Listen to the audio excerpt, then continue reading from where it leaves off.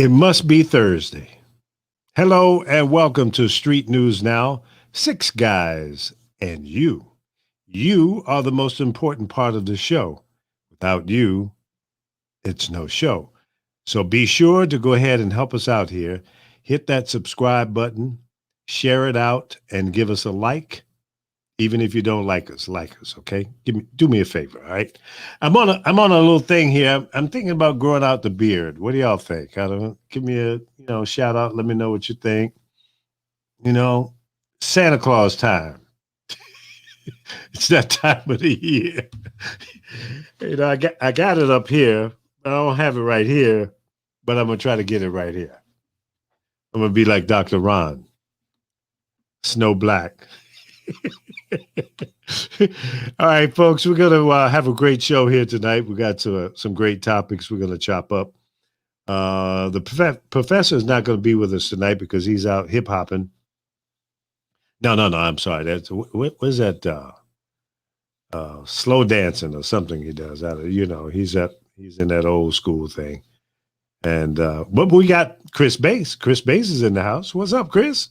Oh, thank you very much, old guru. Yeah, I think the professor's out bopping.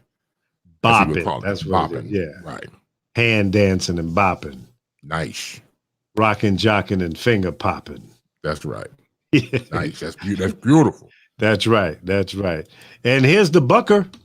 What's up, Buck? There I am. Now yeah, you're in focus. Yeah, I'm is. How you doing, buddy? Great. How was your holiday? I had a great holiday. Great Thanksgiving. It was good. Yeah. I was in LA for Thanksgiving. I did a little work down there, but it was all on good. Thanksgiving. Oh, you get paid on Thanksgiving. Yeah, I get paid every day. Yeah. Oh, well. You work, you get paid. You don't work, you don't get paid. Actually, I worked on Thanksgiving Day too. It was my new job at KISS 104.1 in Atlanta. Yeah, congratulations. Thank you, sir. Yes, yeah. Kind of weird being back on there. It's not the same as it was back in the day. I don't know what it is. Well, it's a different station, different time, but it's all good. And you're working with one of my favorite PDs that I had the opportunity to work with at Radio 1. Terry Avery. Terry Avery, yes. Good lady. Awesome. Good program. Awesome program director. Yeah. Very cool, calm. I tell her all the time. I'm like, you know what? You're a great PD. It's because I can listen to the station. Think about how many stations you worked for. You just couldn't listen. Well, you programmed them, so you probably did.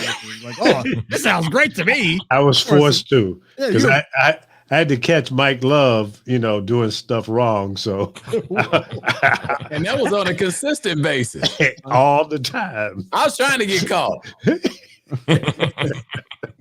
You did a good job, son. I know. Thank you very much. How you doing? How's Thanksgiving and everything? Everything was good, man. Cowboys 7, New Orleans 0. All right. That's what I'm talking about. That's what I'm talking about, too. One of my lights just went out. I don't know why. I paid the bill. During the show, I'll be doing this. Because I'll be looking at the game at the same time. That ain't right, man. I don't have a TV turned on in the studio here. Dude. I don't want to get distracted. How about my power went out when I was in the shower just like 30 minutes ago? I'm like, wow, it is so dark in this bathroom. So what were you doing with the soap? What do you think? And then the Taco Bell hit, and then he had to come to work. Right. You wash your dang hands. Thank you. As he rubs them across his nose. He got white stuff in the creases. Right.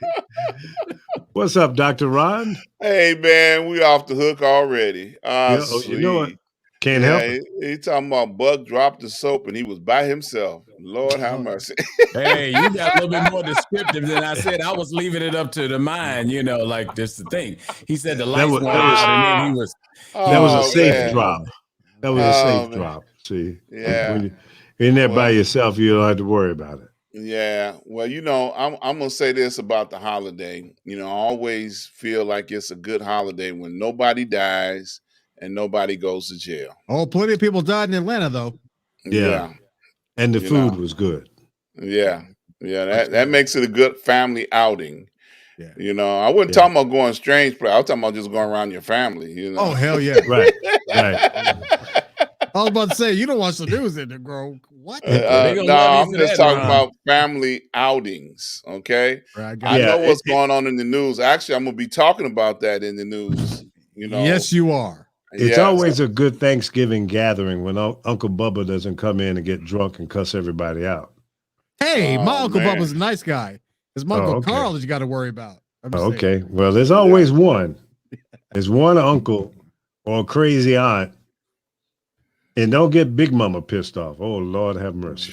It's going to happen. It's going on. It's going on, brother. Yeah, you go to Big Mama's house for Thanksgiving and you get her ticked off and she'll put you out of the house. Boy, you got to go. Like one of my favorite movies is Big Mama's House. Martin Lawrence, remember that? Yeah. And I was did he play Big Mama? Yes. Yeah. And when the real Big Mama showed up, I mean, he don't look nothing like her. How could he fool anybody? But he did. He did a great job acting though. Now, what did you call your grandmama, Buck? Grandma. Grandma? Yeah, not grandmother. Grandma. Grandma. Well, that's close enough. I can't stand. I mean, these women get upset with me because they want to be Nene, TT, BB, CC, DD. You know, why can't you just be grandma? You know, when you ask grandma for something, grandma will give you anything. You say, Grandma, can I have some ice cream? Yeah, baby. You can get you some ice anything cream. you Grandma, want. will you anything you want? Now they got to be TT. And she pulled it straight out of her titty. Yeah, everything was down there. Everything was down there. Her passbook for the bank, you know, all kind of stuff was down there. Yeah, it was a safe haven. Yeah. What about you, Chris? What did y'all call grandma? Oh, I thought you was going to ask him, did he go down in his grandmama's brassiere? No, never do that. No. Okay, all right. If I tried, probably I'd get a mousetrap on my finger. So that's that never happened. No question. Damn. Right. Yeah. No, that would never happen. No, we just called her grandmother. Grandmother. Y'all were very formal. Yeah. Grandmother. Grandmother. Right. She was cool. And now my mother's grandmother, that was Big Mama. Okay. Big Mama, yeah. I'm okay with Big Mama, but Nene, TT, BB, CC, DD. And not even the Wyan family. What about none of them names? Well, who called their mother versus mama or ma? I called my mother ma or mama. But I did too. But they all called my grandmother mother. And I was just talking to my mom the other day. I was like, why did you call grandma mother? A lot of people. I had a friend that had their grandmother was called mother. Mm-hmm. Yeah, anybody here call their mother? Not mine. I call my mom, just mom. I call my mom mama, whatever. Yeah, mine was mom. Or mama. I try not to call my mom at all. So. Well, damn. It tells how you I'm trying to find out. I don't want no contact with my mother, mama, grandmama, TTCC, wine, none of that stuff. None of them people. Oh, but I'm trying to find out from Lee, you know, a person that's from Virginia. You the most proper speaking person. I mean, you don't have a Southern drawl. You don't. You know. Well, how did that happen? He was adopted. You have a Southern drawl, Lee? I do. No, you don't. We don't hear that at all. We don't never hear it. You was on the West Coast too long. That's what that was. Well, see, I started in radio at the age of 15. And you couldn't sound like, you know, you were from the South or black or any kind of. Mike always did. Of course. Mike always sounds Southern, even in New York. That's right. Really? Every bit of it. A lot of Southerners in New York. UBLS, New York. Oh, you are BLS. Yeah. Well, I think it was radio training more than anything. And, you know, in my close circle or family environment, I think everybody spoke well for the most part. Were they educated or were they bougie? Not bougie. No. Just regular folks. You know, we weren't rich. I didn't come from a rich family. Oh, well. So, now, you know. Do they borrow money from you now that you're rich? They did, but I had to cut them off. Lee don't cut nobody off. There's nothing tough about Lee Michaels. There's nothing tough about him. You need some money. Call Uncle Rich Uncle Lee. Lee cussed me out one time, and I started laughing instead of crying because I mean he was like, "If you had done that before." Remember that when you was throwing rocks up at the window? Right. I was on the air and the radio station was on the second floor. So I'm sitting there. I just did this killer break, right? I'm sitting here, patting myself on the back. And all of a sudden, I kept hearing these rocks hitting the thing. And I looked down and he's down there in a convertible talking about, that's what I want you to do right there. Do that every time. Right. Mike, you make a very good point. Here's the thing about Lee. Lee has that calm, cool demeanor when you see him, but more people. But there's that what I call Uber Lee. Now let me explain. So he was out in L.A. He was doing Uber driving. So I called him one time. I called him. He's on the phone. He's driving out in L.A. Hey, what's up, Lee? How you doing? I'm all right. Hey, you motherfucker! I'm like, whoa. Yeah. Man, I mean, I never heard Lee cuss like that. He could cuss. It cuss. Lee? I never heard him go like that. Came as he got older. The young Lee was just really just very, very cool. I was Quiet storm all day. Just cool. He was cool. He had the big fro. He had the big Silvers fro. I mean, him and Harry, they was rocking them fros, Jack, man. You see they fros, man, and you be like, that's what I want right there. I want that kind of fro right there. Like a blowout. But see, when I was younger, I was more respectful to the elders.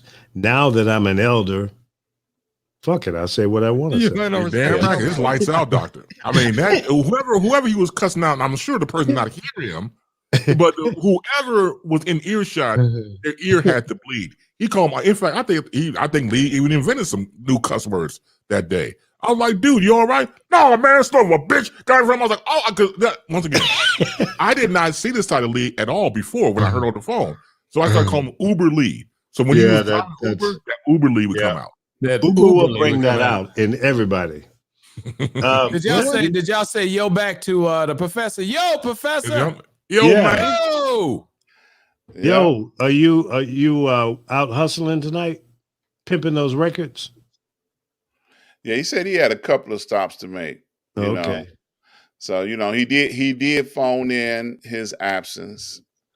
All right, good deal. So that's what's up, so we wouldn't be worried about it because I'll pick up the phone and call him like 5 minutes before showtime. Where the hell you at?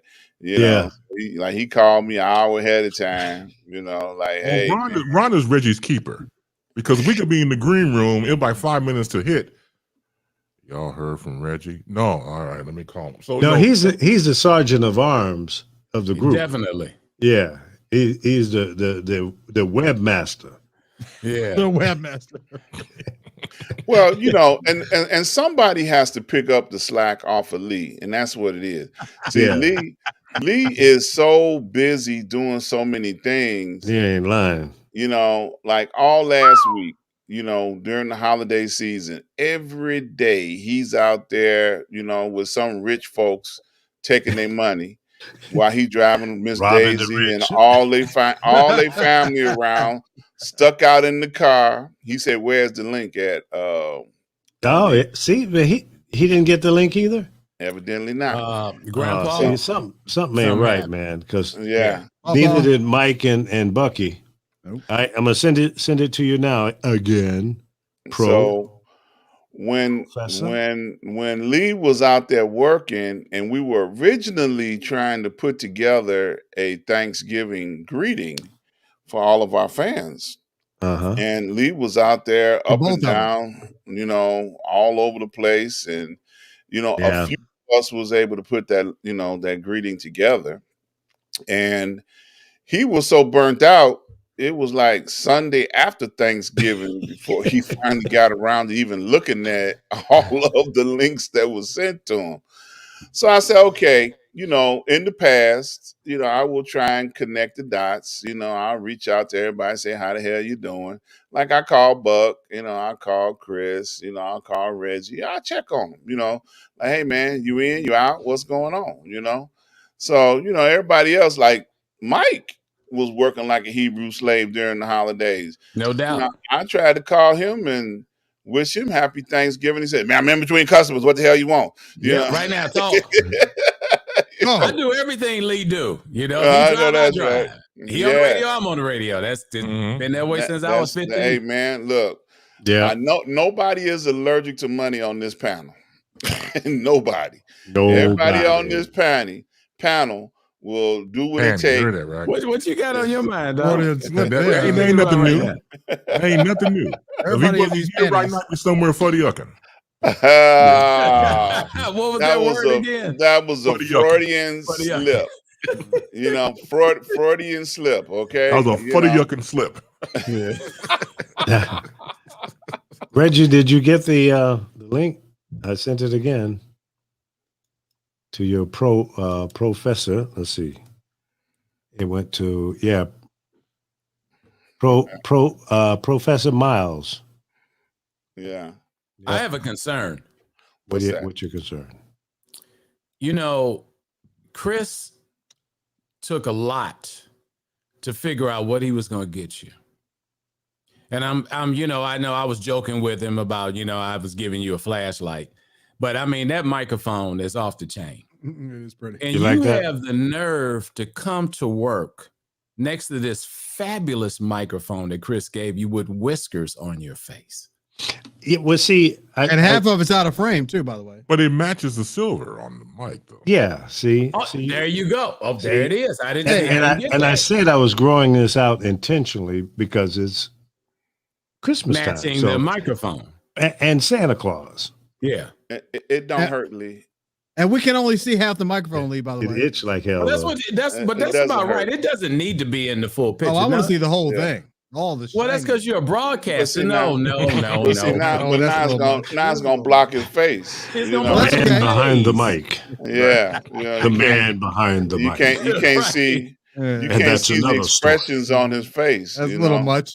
Look, hey, Buck, he's gonna take a picture and send it to you, so you have your. That's right. You know, your full view. Is that better right there, Buck? Yeah, that's cool. You like that? That's anything for you, Bucky. Thank you, sir. Yeah. Yeah, he loved me. I'm a good kid. He loved it. You're my favorite youngest child. Favorite. You know, you guys are like seriously. You guys are like my uncles because I only have one uncle left, and he's like 91. Damn. So yeah, God bless him. So he's like a great uncle, like grandfather kind of at this point. Yeah. So, but you guys are age appropriate uncles, so you guys are kind of like my uncle. And you treat us like we're your uncle. You don't pay us no damn attention. Yeah, right. Don't do nothing to tell you. Yeah, damn right. You can't tell you nothing. Nothing. We say not a damn thing. I'm hard-headed. And look. Every time we tell him don't do something, he gonna do it anyway. He gonna do just the opposite. Yeah, and he gonna be like, "Damn, y'all said don't do it. Didn't hear a word we said." Because y'all wrong. I'm always right. Why is the kids always think that their parents are so stupid? I never could figure that out. Why did I think I was smarter than my parents? That wasn't part of my generation. Was it? No. Yeah. No. Okay. Reggie just said, "Hey, did he make it in?" No. Hey, I haven't seen him yet. He hasn't come in.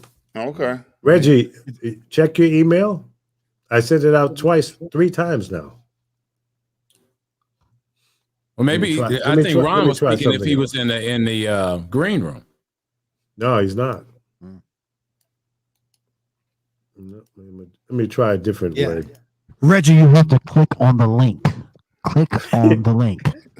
You about to get eat down. It's coming.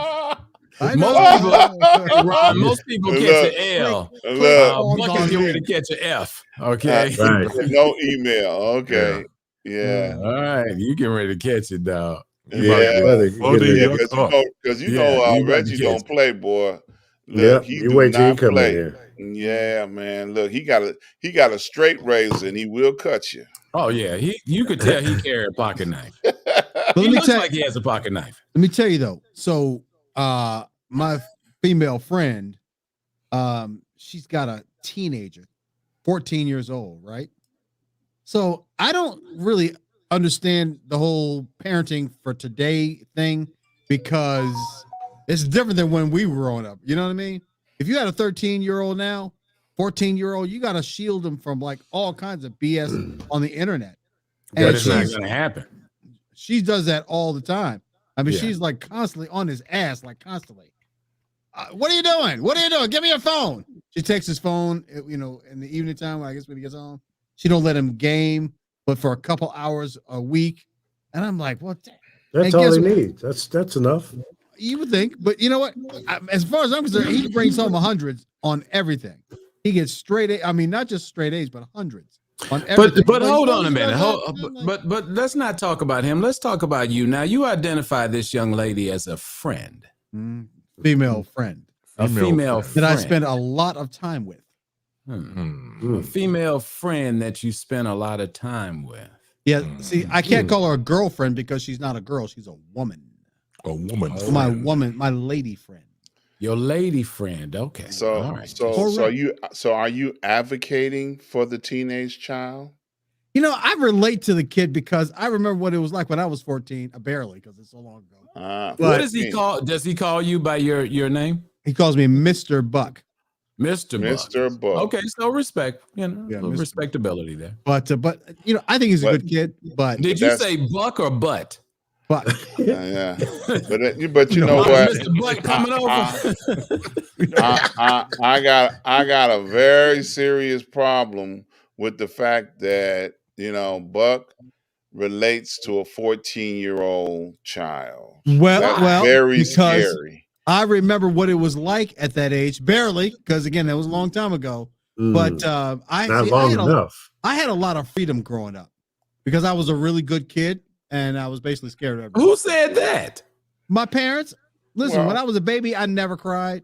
I never got in trouble. Hardly ever got in trouble. I was a good kid. I'm glad you changed that. Yeah, I was a good kid. Let me clarify for you. Didn't get nobody pregnant. Nothing.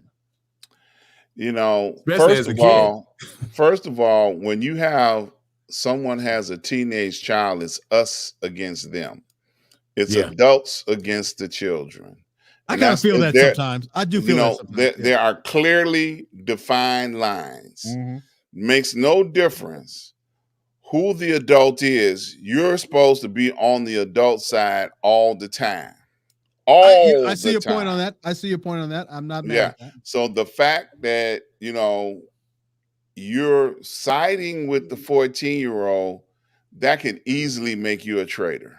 Right. And that's so true. But my thing is, I'm trying to help her make her life easier by not getting her blood boiling all the time when she get mad at him. I'm like, you know what? Just relax. He's a good kid. Just relax. Make it easier on yourself.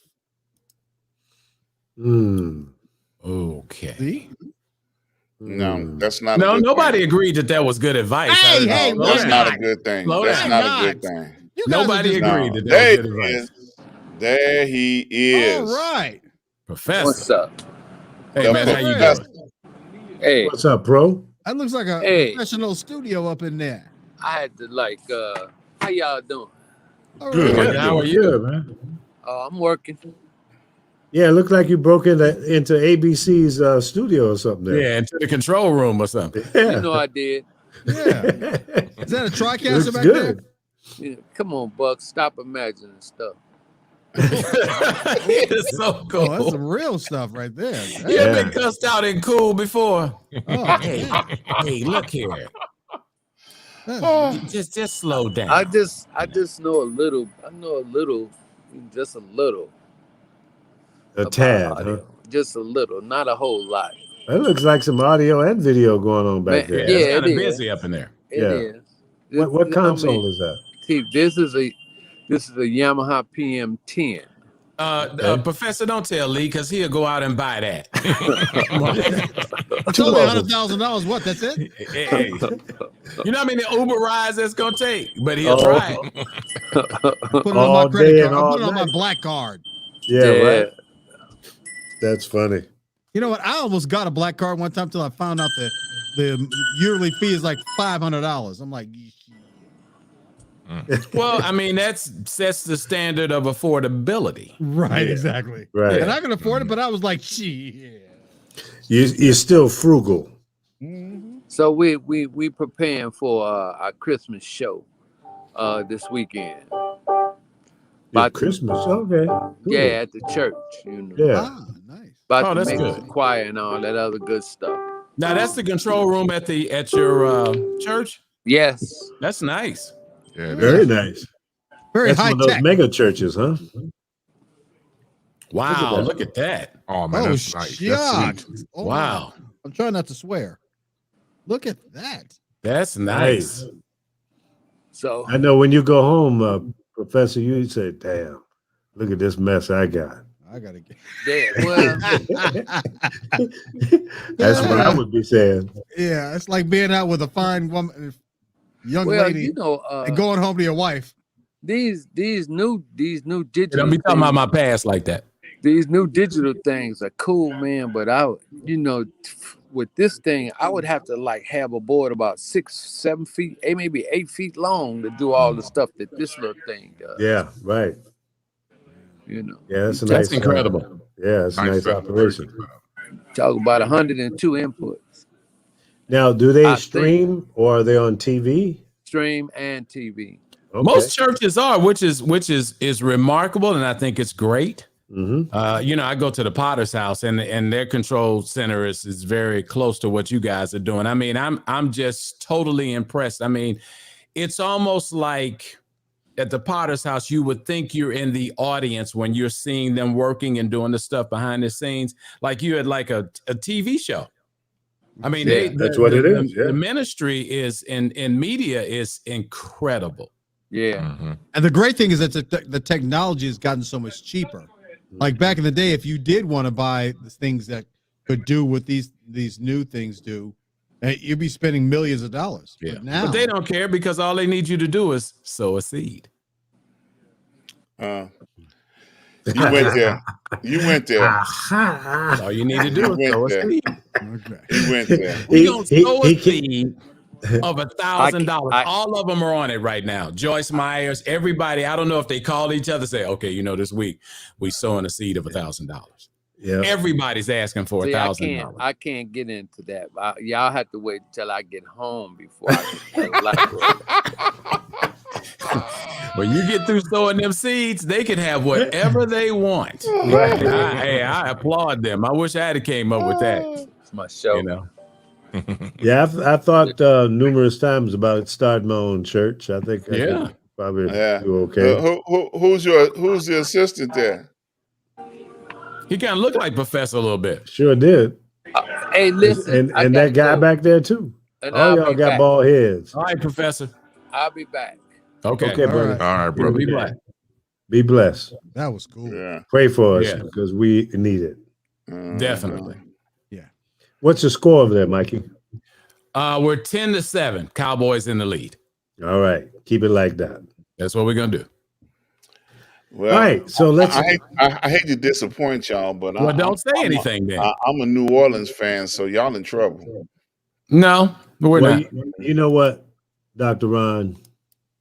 You've been muted. Yeah, thank you. There you go.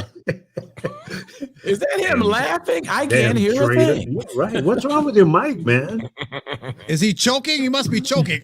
Yeah, that's it. Like a microphone.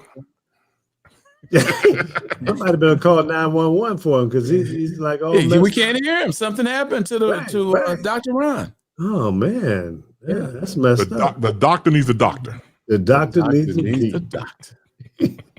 But yeah, back to the church thing. Like I said, I really, really applaud what ministry has done with media. When the COVID popped in at the Potter's house, they let people sign in to a Zoom, and they had the people watching it behind. They took the choir out, and they had people on Zoom watching, and you saw it on the stage in the background. It was incredible. That's cool. It was funny you mentioned that, Mike, because a great friend of mine was the chief engineer for TDJ for the past 5-6 years. He just left. Okay. And he was telling me all the technology that they had. It's like your own network, literally, your own company. Yeah. Your own NBC, your own ABC. So when you're in charge of all that, the components and put everything together, it's its own thing. So just the fact that they've been able to go leaps and bounds and compete with other medias and probably go forward in other areas is just dynamic. Yeah. I say this respectfully about the ministers that have really recognized this for their churches and for the outreach. It's show business, and they understand that. and they handle it in a way that keeps it spiritual, where the inspiration is there. They don't lose the touch or anything like that. But just the mere fact that you can, man, I used to, when COVID came out, I'd bake breakfast, have a mimosa, and be sitting there watching church on Sunday morning in bed, chilling. You said mimosa. In the Word of God. Yeah, mimosa. Drinking while you're in church. That's cool. Yeah. Yeah, but you was a bedside Baptist. That's what they used to call it. I was that. a bedside Baptist until they opened back up. But I've been going for the last 30 days or so back in. It feels so good to be in church. It really yeah. is. Yeah. Well, I was in church on Sunday, and they had, that's a white church, Catholic. Almost nobody had a mask on. I had my mask on. Yeah. And I was like, you can't. The Potter's house, you have to. They won't let you in without a mask. Thank you. I was like, was everybody not having? They had the holy water out and everything. I was like, so I guess they. And somebody gonna dip their hand in that, and then I didn't. I was okay on the way out. I did, but on the way in, no. No, they. As a matter of fact, they have the pews separated, so every other pew is blocked off, and then they have seat mats. So when you get in there, they place 2 seat mats in between 2 people. So only about, let's say, a row that could hold 20 people, they only allow 10.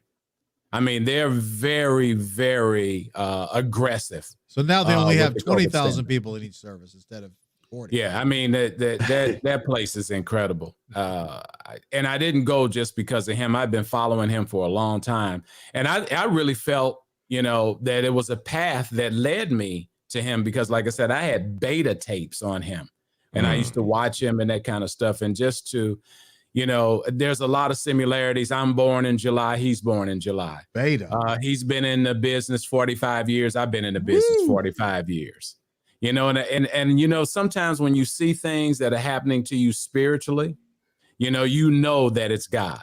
And you don't even have to play. It's not a cliche or anything like that. You know when you're connected. And I truly do walk by faith, not by sight. And God knows in my prayer, I'm a sinner and I'm going to sin again. But, I always pray for increase and just watch over me as I come and go, and, just draw me closer to you. Help me find my way. Yeah, that's a very good point. Because like for me growing up, and I realized as I got into my 30s that God speaks to me through media. Yeah. It could be radio, it could be TV, something, and the message would kick in. If I'm watching a movie, has a certain line to it, or anything that somebody says, it resonates with me, because again, that's the reason why I love radio so much. But it's the fact that over the years, it's like, okay, I know I can't get you this way. I know I can't get you that way, but radio or media, I got you. So here comes the message. And then it takes on a whole new spiritual path. So it's amazing how God, connects to you. He can get your attention first and foremost. And right. Well, we all have a catered purpose to each person too. Well, it's your purpose, and I tell people a lot of times, you have to find your purpose in life.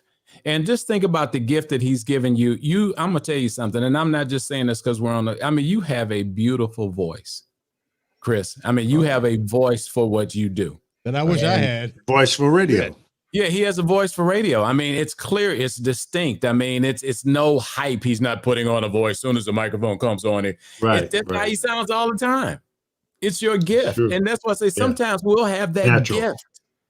And it's right there. This guy next to me, he's evil as hell, but he's one of the sweetest guys on the planet. Is he still muted? Damn. He's like an evil genius, like, but he is a sweetheart. You talking about Buck? No, I'm talking about Ron. You said the guy next to you, so he was next to me until you switched him out. The switch, right? He will call me, blow me out. I know you didn't answer my call because I was called and I didn't call, and you didn't answer my call and I call you. But I just miss you talking to you, man. I just wanted to call to make sure you was okay. How do you answer that? Yeah, he does. You can't. Yeah, and that's just how he is. Look at that smile. He don't say that shit to me. No, because you don't be woke long enough. Your ass be drunk and sleep by 2 every damn day. Hey, 1:30. Okay, gotta get a nap. Gotta get that nap. Wow. But you know what the purpose for you? One night we called on the phone and he was just waking up. I was like, damn, it's early for you waking up. Because he don't have nothing else to do. Hey, I got. But let me tell you something about Buck. Buck is a trailblazer. Mm-hmm. And one of the things that he always likes to do is he puts himself in that situation. I mean, he was embracing production when nobody else was embracing it. When he worked for me, he was embracing personality where everybody else was coming on talking about the top 10 songs and this, that, and the other thing. He's one of those guys that if he sees it and it looks like it's happening, he's a trailblazer, and that's his gift. You know, everybody has a gift. I mean, it's the same thing with Lee. Lee has influenced so many people. Yes. So many people. I mean, just influence. He's not saying anything. It's just his demeanor. And just when you just keep, you know, you see this thing in people, and sometimes they don't even know they have it. And you'd be surprised how many people, as a life coach, that I'm talking to them. And part of life coaching is listening. It's not talking, because to be certified when you take the test, they don't want you to portray being a psychiatrist or, you know, something, you know, of that manner, because you really can't give advice. You're helping people to look inside of themselves and find out what's going on. So when you're talking to me, I'm asking questions. So what are you going to do about that? Because the first thing we want to do is do an assessment. Let's talk about why you called me and you want me to coach you. Then we talk about the resolve. How can we resolve it? But you're the one. And then my job really doesn't kick in until the back end of it is to make you accountable for the things that you said you were going to do to change your life. Well, I'm sorry, let me say this real quick, because I want to acknowledge the fact. First of all, Mike, thank you for saying that, because the fact that, like I said before, when we all got together, when Lee brought you and Buck in, from myself as another radio person to look at the trades and read about Mike Love and read about Lee Michaels and read about Buck Wild. So when it transcends the name on the page to real life, it's still beyond surreal for me, because I followed you guys for a long time. Appreciate it. So now to be in the same, you know, capacity with the show that we're doing right now, it is beyond love. So I deeply appreciate all of you. You have no idea. This is God sent that we're together. Yes. I mean, Lee kind of kicked it off, but that's what he does. I mean, go back and you look at the BMX days, you look at the Magic days, you look at every place that Lee Michaels has gone. He's brought people together. That's his purpose. And let me give a shout out real quick to Dr. Ron. I'm sorry, I mean, but the thing about Dr. Ron is fine. What you gave the example of him calling you to check on you, you can't fake that. I mean, you could, but you always come from the bottom. Mm-hmm. And that's what Dr. Ron, he has great heart. He's nasty, but he has very good heart. He's dirty. He's a dirty. Now, I like it. So I just say, there's a time and place, but this dude, man, called me up. Hey, man, you see my butt naked? I was like, wait a minute, I'll turn the channel to find out what channel you're talking about. So I'm with him. So look, it's a side of him that I've embraced for years, because the thing about Dr. Ron is very genuine. And getting into authentic people. Authentic people ride in their truth, like I said before. It's your truth, where people like it or not. And so if you're able to walk in your truth and stand in it, if this is who you are. You just can't embrace somebody when things are going well. You embrace everyone's scars and all. You have to embrace yourself first before you embrace others. Amen. Well, you know, only thing I can say about that, it is much to be thankful for. Even though we didn't get a chance to do a holiday show last week, it's transcending to all the way till today. There's much to be thankful for with all of us. Amen. You know, each and every one of us, man. You know, I love y'all, and ain't a damn thing you can do about it. You know. See, there you go. Yes, I stole that from him. Well, you know what, Dr. Ron, you're absolutely right, and you know we feel your love, but that's why we're going to mute you again.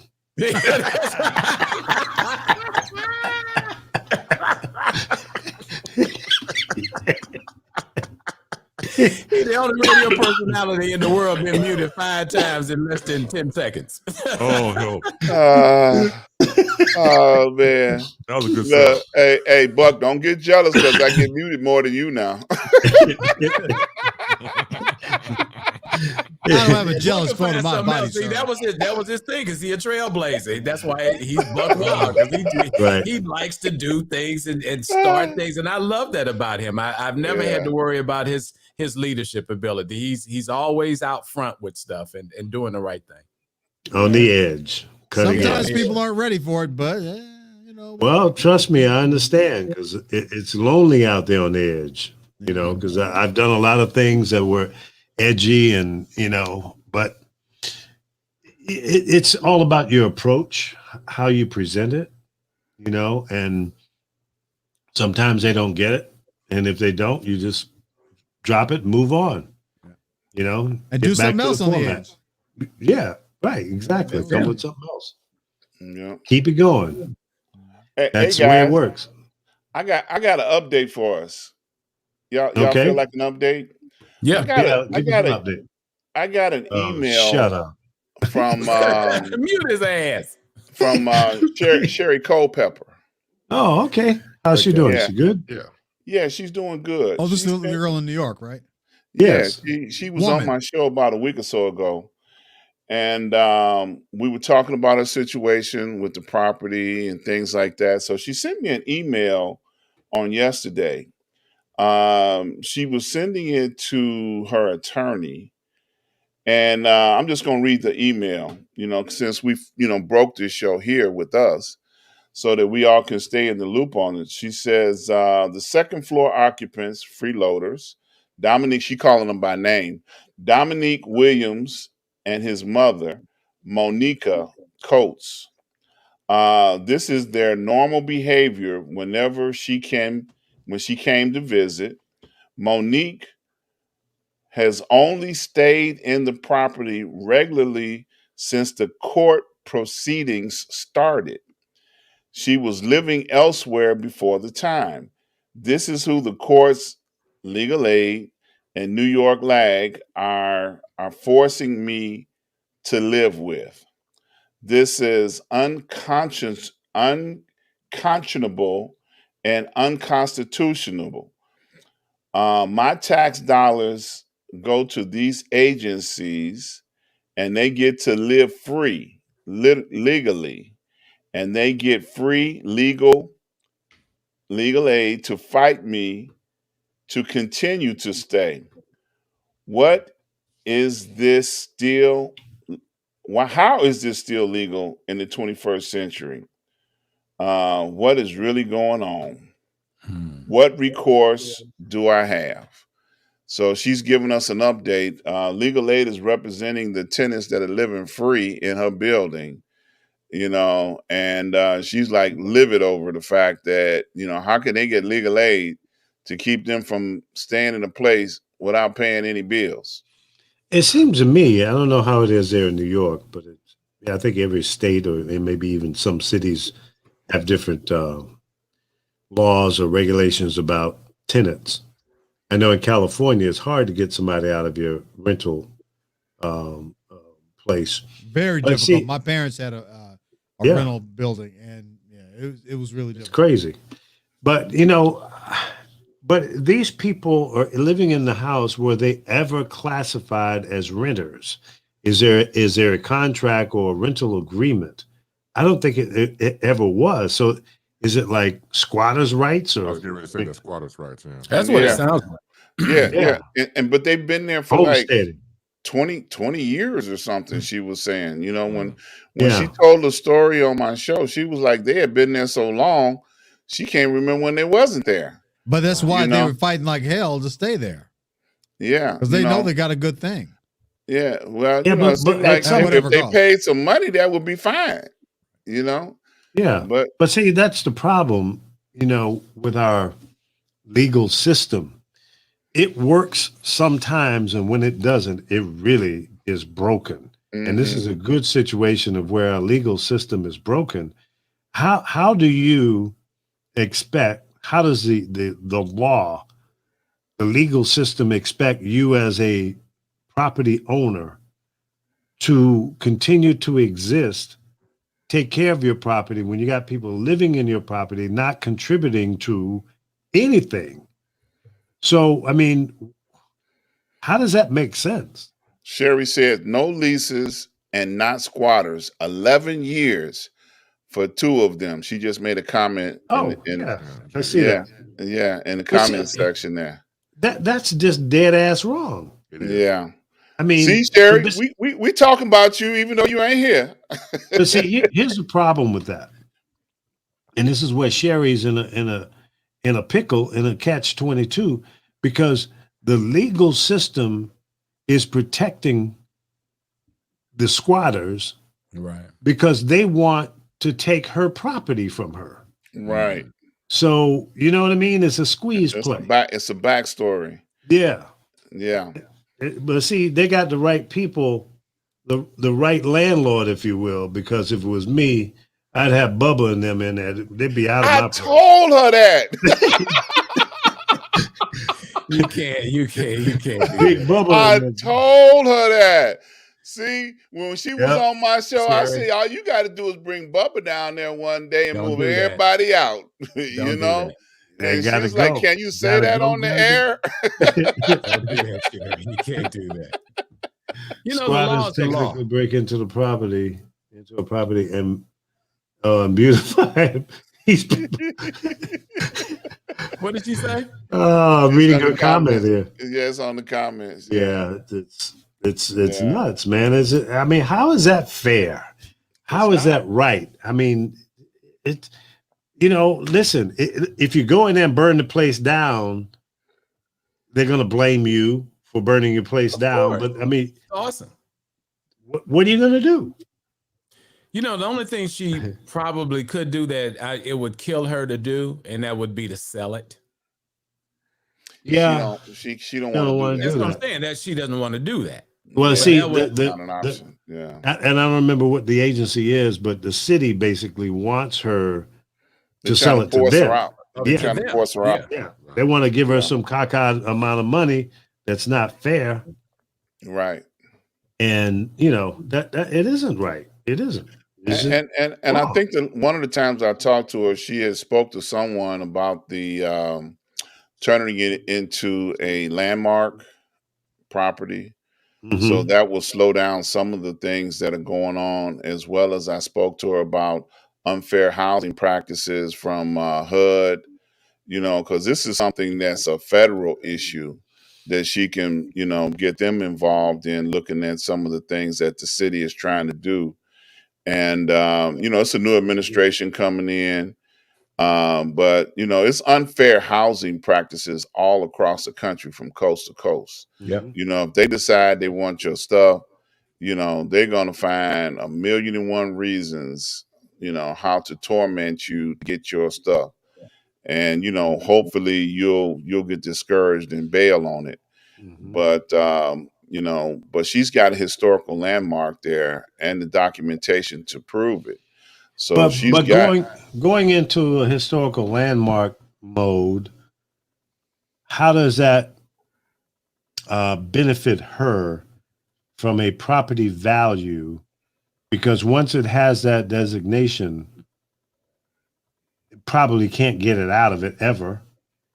And if she decides one day to sell it, who's going to pay her the dollars that it should be worth? Right. So there's a little potentially catchy but thing. I don't think she can, because her ancestors went through the motion of making sure that the property can only stay in a descendant's possession. Oh, okay. Yeah, so so they did that, you know, 100 years ago. Mm-hmm. You know, so I'm almost sure that to be able to keep it and be able to make it a profitable endeavor would be to get rid of them deadbeats, you know, and if she wants to rent it, you know, with some people that's going to pay some money, you know, and then you know, fix it to the status mm-hmm. that it once was when her ancestors' heyday, you know. Now, they have a new issue saying that the housing department only reports to the mayor's office. Mm-hmm. They've got a new mayor there now, right? Right. It's a brand new mayor. I think he takes office next week, I think. Okay. Yeah. But that's political as well. Right. Yeah, yeah. What's your Yeah. read on the mayor, Sherry? Maybe we need to bring her in here and get some stuff from her. Yeah, Audio probably video so. studios. Send her one of them invisible invites like you sent us, Lee. Oh, shut up.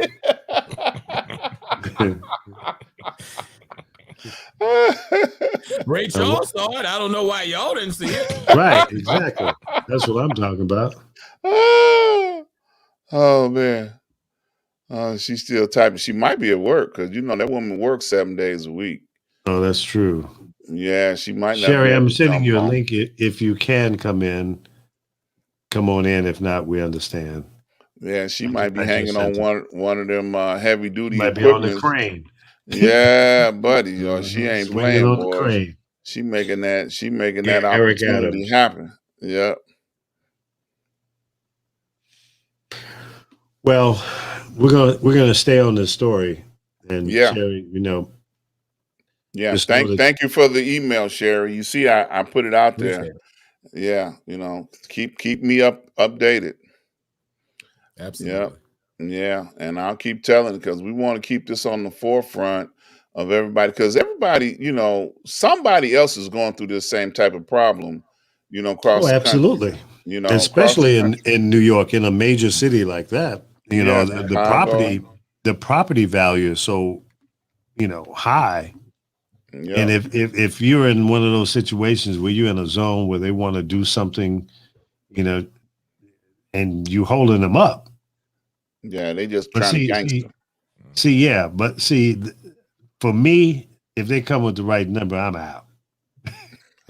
I'm gone. But like you said, pay my price. If that covenant doesn't, if it's not keeping her there, I would basically be in the same thing. I'd be like, okay, let me show y'all something. Right. Come on up anywhere, $5-6 million. I'm gone. I'm out. And I'm gone. All right. It's not worth the headache. Yeah, it's not worth the headache. No. When something you can't resolve. At some point, you gotta take the pain pill and make it go away, or find a solution to get you out of it. Well, it has a tremendous sentimental value for her. Of course. Her family has, bought this building when there were not many black people back in the, early 1900s doing these kind of things. And they thought the wherewithal to be able to say, we're going to keep this in one of our ancestors' possessions for, in the future time. And like she said, principle. I get it. And to be able to be one of the descendants that don't take no jive or don't take no crap, hey, she gonna give them all she got, and I understand it, Yeah, I do too. I really do. I made light of it, but I don't blame you. We're here to support you and whatever it is, whatever your decision is, we're down with you. Yeah. Oh yeah. Absolutely. Yeah. And if the right person or persons get a hold of this scenario, man, it can make a difference, Yeah. Because you can't bully everybody, Look who talking.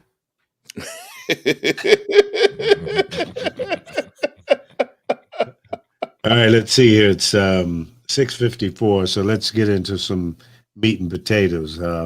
Chris, I know you've got an interesting story that you wanted to dig into, so let's make it rip. Yes, thank you, Oguru. This is very important to me because, like most people, when you follow sports, because of the love of the sport or the sports station, like an ESPN at the time, you look for originality. I know I did as a broadcaster. And nobody was more original to me than Stuart Scott. Remembering Stuart Scott is like remembering your brother. Never met him in person, but I felt as though I knew him. And for someone who was just so original, we started earlier in the conversation here about being your true, authentic self. That was a quote from Stuart Scott. He arrived on the scene at Sports Center ESPN in 1997. And off the bat, because you're African American and because who you are, some people have reservations, or they get scared. Some of the complaints he had coming on the scene was in the hate mail, he's too street, he's too urban. But that's just fear and not understanding somebody's background. Because of the fact that he was in real time somebody different, you're not your traditional straight lace, with the the suit and everything else.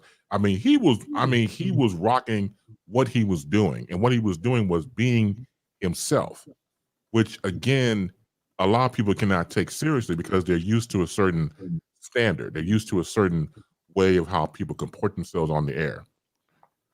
This is going on during the week because during this week, they have what they call the V Foundation, based upon championship NC State coach Jim Valvano, who unfortunately was lost to cancer.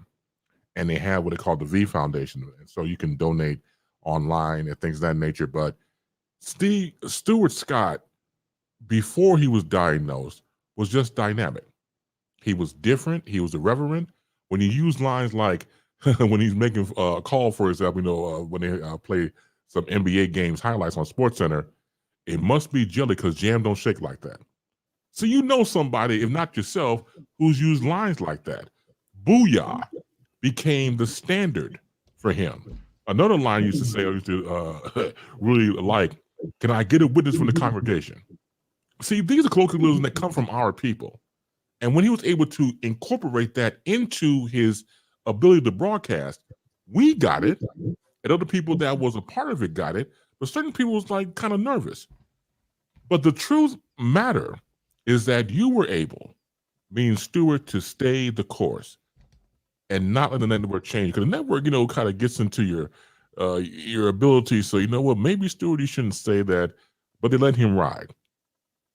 And we appreciate that. When he was on stage years ago at the ESPYs, the one thing he said, and by this time he is diagnosed with cancer, you beat cancer in how you live, while you live, and the matter of which you live.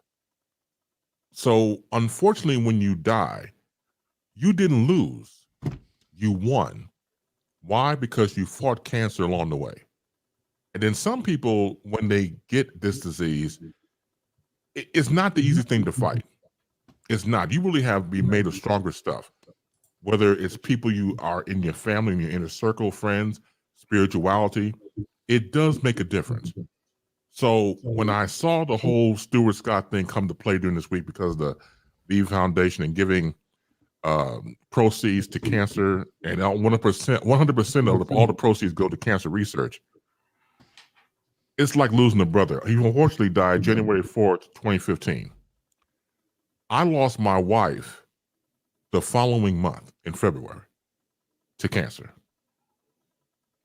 I cried for him, and of course I cried for my wife. So 2015 was always the year from hell for me, but and I say this out loud like anybody else, fuck cancer, I hate it.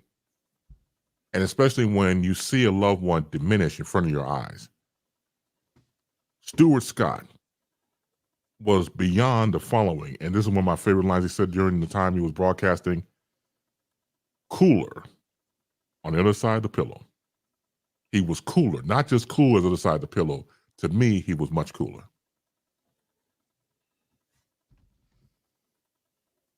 That's a real person that you just spoke about, who went through some trials and tribulations and obviously made some meaningful impressions on you and many, many others who tuned into him.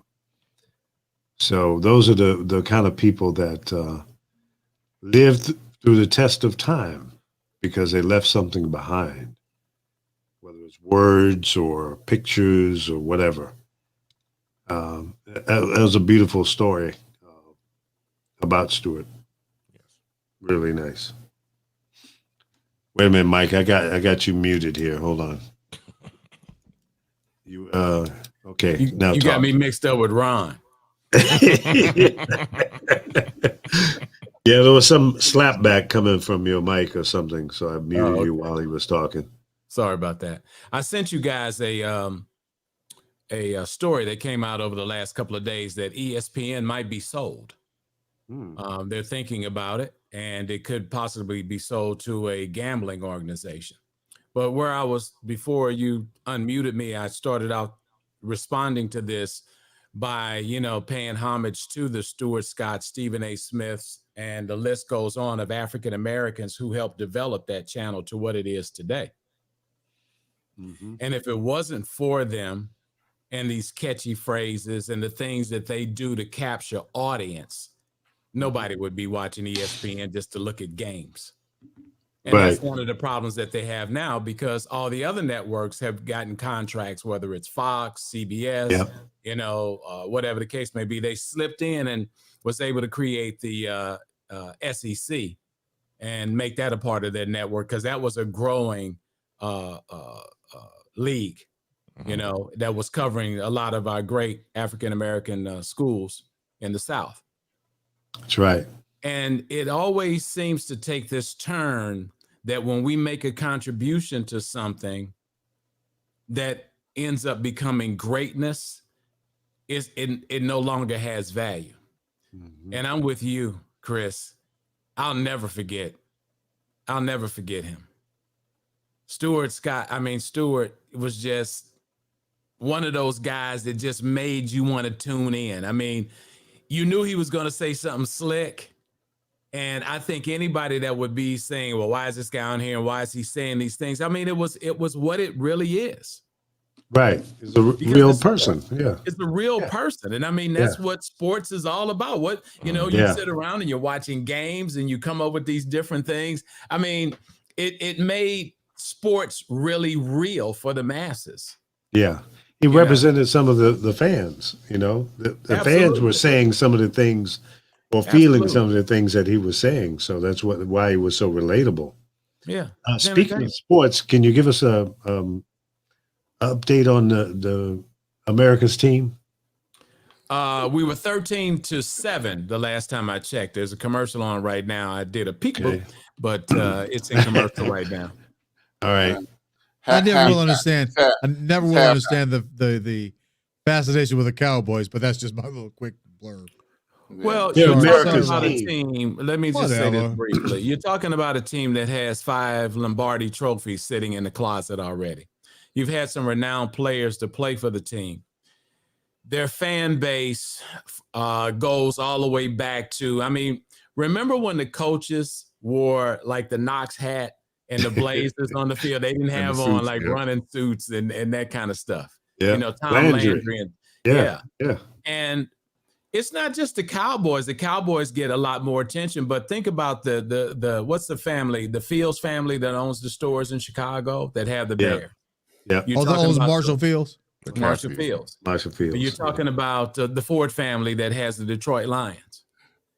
So these teams, which were actually put together in it was actually competition for the rich. They created this whole thing to come up with these franchises that gave them a chance to play each other. Yeah. And then it broadened as the sports grew. Wow. See, think about that. But they saw big money in it too. They saw big money in it, right? And the reason the Cowboys are so popular is that they have a fan base worldwide, number one. Number two, they're the most successful franchise in the business. In history. They make more money than anybody else. Money making too. They don't have to win the Super Bowl, and they still make more money. I thought it was because they had all them cheerleaders that didn't wear no underwear. Well, that was part of it. Think about it. It's the only stadium. They have the only. They're the only stadium in the league that has a Victoria's Secret store in the stadium. Really, I didn't know that. What? But seriously speaking, they were the first team to have cheerleaders before anybody else, right? That was stars that had star power. Right. Yeah. All they had cheerleaders, but nobody cared. Yeah. They were a part of the whole makeup. So when you take a brand, and we all know, coming from a media and marketing stance, what brands really do. A brand can make you or break you. Yeah, they were branding before we ever used the term. They were branding. That's right. Exactly it. But you know knew what how you to said? put it up. Cheerleaders was just as famous as the team. Who was Yeah. that? You know. Yeah. Yep. But you said something interesting, Mike, though, about sports and how these sportscasters, these African American sportscasters, brought so much to the game and to the broadcast and made it entertaining. And you That's know, when I right. listen to sports stations, I get so disappointed when I hear a sports station where the guys are boring. Because sports has such a potential to be entertaining way beyond just sports. Yeah. You know what I mean? They have the opportunity to do things, and I realize the reason why is because it's such a heavy male oriented audience, so that they can get away with a lot more because it's usually the women that do all the complaining and make people get in trouble like me. Trust me, I know that. And the Cowboys are number one in merchandising. Yeah. You know what I'm saying? And Yep. so when people get on my Facebook and they want to talk about the Cowgirls and they ain't this and I don't even engage them in that conversation because win, lose, or draw, they're going to be on top. They're going to be on Thanksgiving. They're going to be on Christmas. He made $470 million in TV rights last year. That's a lot of money. That's serious money. Yeah. Give me 10%, I'd be happy. Exactly. 1%. They've had some historical battles. You know, I think the one between the Pittsburgh Steelers and the Cowboys, they battled year after year for so many years. You know, that was a serious, this almost is like the Bears and Green Bay battle. You know, that's a battle. Or in baseball, the Yankees and the Dodgers for years. Right. Yeah, that's a battle that everybody looks forward to. For baseball. The Lakers and the Celtics for years and years and years. There you go. Yeah. Yep. It's all branding. And see, when people get caught up in the win, lose, or draw, it really doesn't matter. You're supporting the brand. It's that brand you like, and that's what it's all about. That's what it's all about. So when you talk about somebody going booyah, people remember that. That's true. Yes. And that's those little signature phrases. Yeah. Right. That's what brought the color, no pun intended, to the sport. Yeah. Absolutely. What was also interesting, their morning show on ESPN Radio, Keyshawn, J. Will, and Max. Keyshawn Johnson was referring to the time when he got to ESPN and met again Stuart Scott. They did a ESPN commercial when he was an athlete, and then fast forward when he's going to be part of the organization. The one thing he said to him was, "Don't let them change you. Dress as you are, come as you are, and speak as you are. Be true to yourself." And he says that's the best advice he ever received. Yeah, absolutely. That's why they hired you. X's and O's. Yeah. I'm sorry, Lee, I didn't mean to jump in. No, I mean, the reason you get hired to be a personality, whether it's in sports or radio, television, or whatever, they hire you because of who you are. Now, many times in the media, and I've seen them do it over and over again, they'll try to take you out of that mode, groom you, and that's crazy. Well, yeah, I mean, you can do some fine tuning. Yes, make that personality a stronger or better personality, but don't change them. Why did you hire them? Right. That happens a lot. If they're real, raw, and right now, leave them in that mode. I've hired guys that were homeless and put them on the air. They were good personalities, radio guys, but they were going through a tough time. And one in particular became a superstar in San Francisco at KMEL. Am I right? Rick Chase. Rick Chase was homeless, sleeping in his car. And I was just hired as a program director, operations manager at KMEL. And he came by and, presented his tape, and this guy's got some talent. And he told me his story, and that his mom, if I remember correctly, his mom was ill, and he, wanted to get a job so he could help take care of her. And I gave him a job, but I couldn't put him up in a hotel because the company wouldn't give me a budget to do that. Right. But what I could do, what I did was I let him stay in my hotel room, until he got paid and was able to get his own place. That purpose I was talking about, Lee. Yeah, absolutely. And he was one of the baddest jocks ever. You know, because I grew up in San Francisco. One of my role models. Like, wow. It's just fascinating when we talk about personality and how it's losing its touch in radio today. And in losing a lot of businesses that we're in. I mean, it's just personality is key. That's what people want. They want to be drawn to you. And just, you know, one of the things that I love hip hop, but one of the things that it has a negative effect, I believe, on its own audience is that it stifles creativity outside of its own circle. It's like everybody's trying to do every woman that's in it likes it is trying to be like Megan Thee Stallion or Cardi B, you know, or they're trying to be like some of the male rappers that are out there. Be yourself. If you got that skill, come up with something that makes you who you are.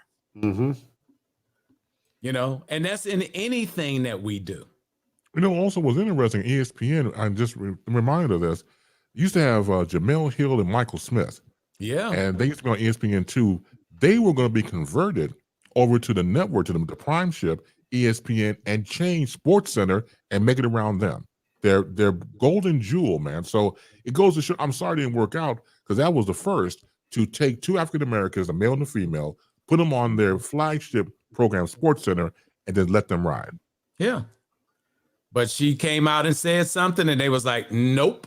Nope. They said, hell nope. Nope. Said what? What did she say? I don't remember exactly what she said at the time. I think she was coming on right after Stephen A. Smith's show. I think she had the next show that came on after that.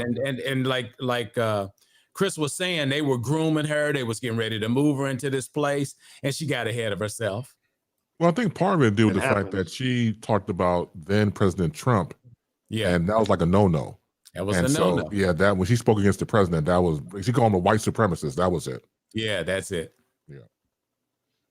And those things happen. You know, it's some things that don't change, but we can influence the change if we come together and do the things that we have to do. I tell people this all the time. I was on a Zoom call last week and they were talking about racism. Racism right now actually only exists in your mind. We're almost at a point of equalization to what we can do and what we can't do. But what do you want to do?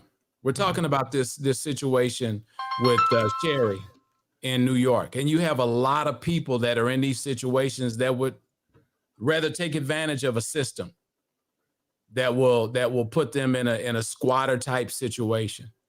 You know, you have to vote. You have to do things. It's just like we were talking about driving Uber and Lyft. I own my own company, but things got tight. I got to go out here and get in this car and put some money in the bank so I don't take my company under. It has nothing to do with pride.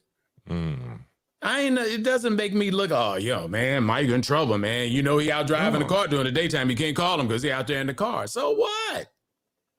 I can make $100 within 4 to 5 hours. Just like that. So I go out for 4 or 5 hours. I get the $100. I put it right back into the bank. And then I go on about my business, make my calls to stations, do whatever I have to do. Most of the time, you don't even know I'm gone. But you have to do that.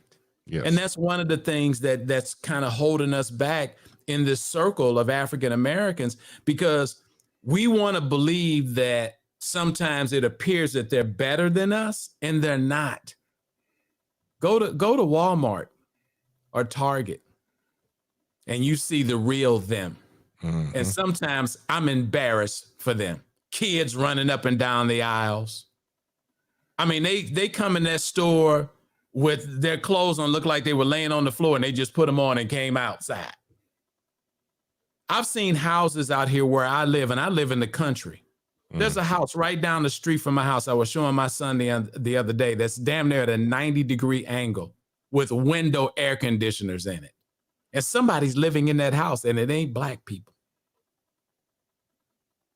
So we got to stop giving credit to the system being against us and start being more of a voice and a power by using and exercising our right to vote, and pay attention and read. I started a Facebook group on Facebook called the Programming Department. We're having a big problem with diversity in radio right now. They're putting a lady in that's going to be the fifth person that's going to be on the FCC board. And she's talking about right now that they need to go back and put some of those ownership rights back into place.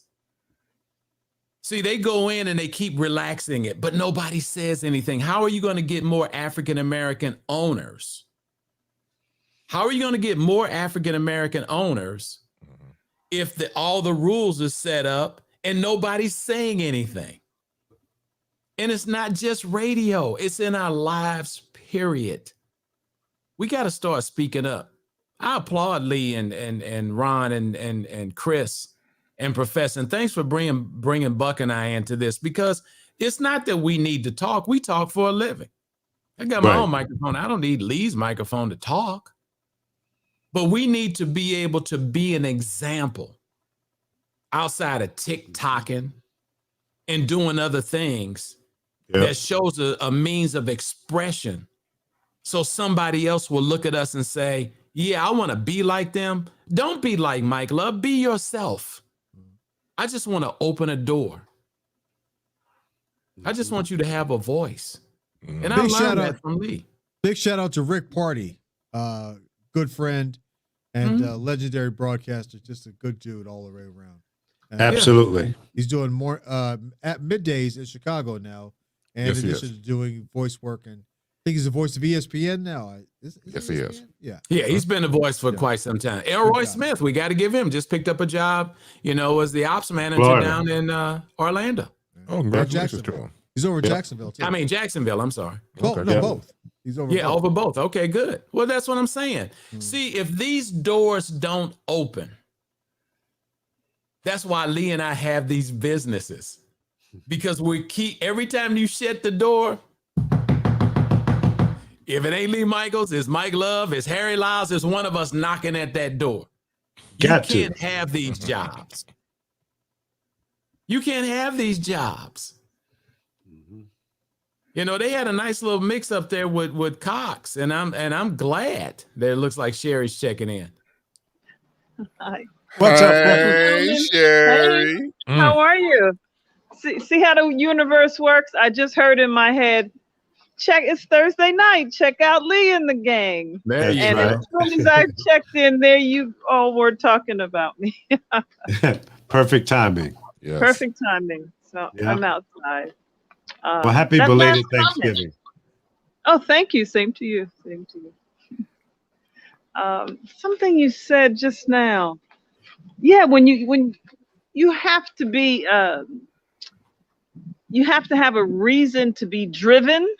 So if you're always given something like, free rent and free lawyers, you don't become driven. You don't have to have a passion. Absolutely. You're being sustained. And at a very low level, unfortunately, but you get comfortable. Someone told me, and I heard this in a lecture once, they talked about fleas in a box, and fleas can jump like 40 inches, but they put them in a 38-inch box so that they feel pain. And then all the fleas in the box only jumped to 38 so that they wouldn't hit themselves at 40. And any fleas they put in that box would only... Damn it, that was getting good, too. Yeah, here I am. Any fleas you put in that box will only jump 38. Wow. And that's conditioning. Conditioning, absolutely. Harry, you're hitting the nail on the head. That's what happens. You cannot get locked in that box. And the reason that we asked you to come back on was to give us an update on what's going on, because everybody needs somewhere to stay. You know what I mean? Absolutely. But what are you doing for yourself? There is no room to get comfortable. I agree. And that's what you want to empower people. I mean, if the city is helping these people put a roof over their head, God bless them. But at the same time, do you just want that? How do you get to that point and stop? That's when I'm hearing this story and you're talking about these people. How do you get to this point where you get comfortable? I'm never comfortable. I agree with you. I agree. Yeah, well, look, we're gonna find Bubba for you. That's right. Can't do it now. We don't put it out on Front Street. They're gonna come and get me. Right, exactly. That's what I'm telling you. You can't do Two have that. been waiting for me to do something. It's like, gosh, she don't know any guys. She don't know any guys. Okay. We'll get Guido then. They ain't gonna mess with the Italians. That's right. Ooh, I wish I. Well, you know, Bubba's got his own mind. You can't tell him what to do. Right. You can't stop him. That's right. But, That's right. But this journey, just so you know, this journey has just made me. I mean, I've met a Sherry Culpepper I didn't know, because I would not be out here standing in a nice little misty rain. And I love this. I mean, I love being an operating engineer. I hope I inspire other women, other men that, hey, this is doable. No excuse. Don't care how old you are. You just got to work hard and put your mind to it and make it happen. So there've been some wonderful lessons while I've been on this journey, but I'm close to an end, and whatever that end is, we'll see. But I'm very close, and it's exposing this agency for, they've had absolute power for too long. And as that saying goes, absolute power corrupts absolutely. So that's what we're looking at here. And I hate to always hear, Black folks are lazy and we don't do this and we don't work hard enough. That's not true. And I heard Jesse Jackson many years ago talk about the playing field being uneven, imbalanced. Nobody ever takes that into account. And again, this is conditioning, just like Pavlov's dog, that experiment when he rang a bell and would feed the dog and the dog would salivate. And then later you just see the dog and the bell. You don't understand why the dog is salivating, because the person doing the experiment backs out. And that's what I see as they call a ghetto. I don't call Harlem a ghetto, but for what it's worth, that's the term that has been assigned to it. And we talked about that, me in my sociology class having to fight with the professor who was teaching contrary to my reality. And so we have some battles, and you all ask why I don't walk away, why I sell. First of all, the big reason is I sat in those classes at Northeastern University. I sat in those real estate classes, those banking classes, and I did what they said. Get a good job, get great credit, pull equity out of your home. So I am doing what I've been instructed, what I've been hearing on those real estate courses at 2:00 in the morning. I'm doing it, and it's not working for me. And why isn't it working, guys? Well, let me correct you on something. We didn't say you should walk away. We were talking about what would happen if you sold. Where would they go? You see what I'm saying? Okay. Yeah, that's what we meant when we said that. No, we weren't encouraging you to walk away. Oh, okay. We just said, okay, where would they be at if that building got sold? Right. Lee did. Lee said it would be. He would if the money came right, he would sell in a heartbeat. Yeah, but that's just me. I would too. Yeah. You drop 5 or 6 million. Everybody's got a number. Yeah, exactly. And I don't know what the value is of your property, but I just threw a number out of 5 or 6 mil. But if the number is right, then it's something you might consider. It's New York. It might be higher than that. Yeah, it could be. It could be. But depends on what New York has planned. Well, it's like anything else, location, and because it's where it is in the zip code is the same. If that same building was dropped in a different zip code, I probably could get $5 million a floor. Wow. I constantly look at real estate, and I compare, and the only difference is, okay, they may have some Viking stoves, but that's stuff you can just go and buy. In terms of the square footage and the original woodwork, it's comparable, but it's not in the right zip code. So, but it's Harlem though. Harlem is still Manhattan though. I mean, that's well, now it is. Yeah. it wasn't there for a moment. I have to plug my phone in. Yeah, no, you're right. Harlem is What kind of legal advice are you getting at this point, man? What is your lawyer saying about your position? Are you in a strong position to fight this thing off? Or? Well, the email. Forgive me. Hold on. I'm just doing this on. The email that I sent was to update you. I didn't know you were going to share it. Now, two things. The lawyer has been saying very little to me, which is why I was a bit curt and frustrated with him, because he's not telling me the strategy, and I can't talk about it, too much, I guess, because we are, I don't want to tick the lawyer. Or give the judge an excuse. Yeah, exactly. But there's a certain level of, obviously, of frustration. You taking care of someone, and they get to live free, and then they get to say, "Oh, I'm in a bad situation because of COVID." It's like, you haven't paid rent in 6 years, this chick. Right. And COVID affected you? Incredible. How do the courts justify that?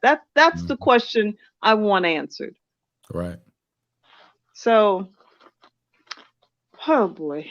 But sir, let me say this. I admire your courage, because you mentioned before last time you were on here, when you graced our program, your connection to the late great Dick Gregory. Dick Gregory had a documentary about him on Showtime called The One and Only Dick Gregory. Yes. I watched about 5 or 6 times. And what amazed me about Dick Gregory, I had no idea about this. I saw the doc.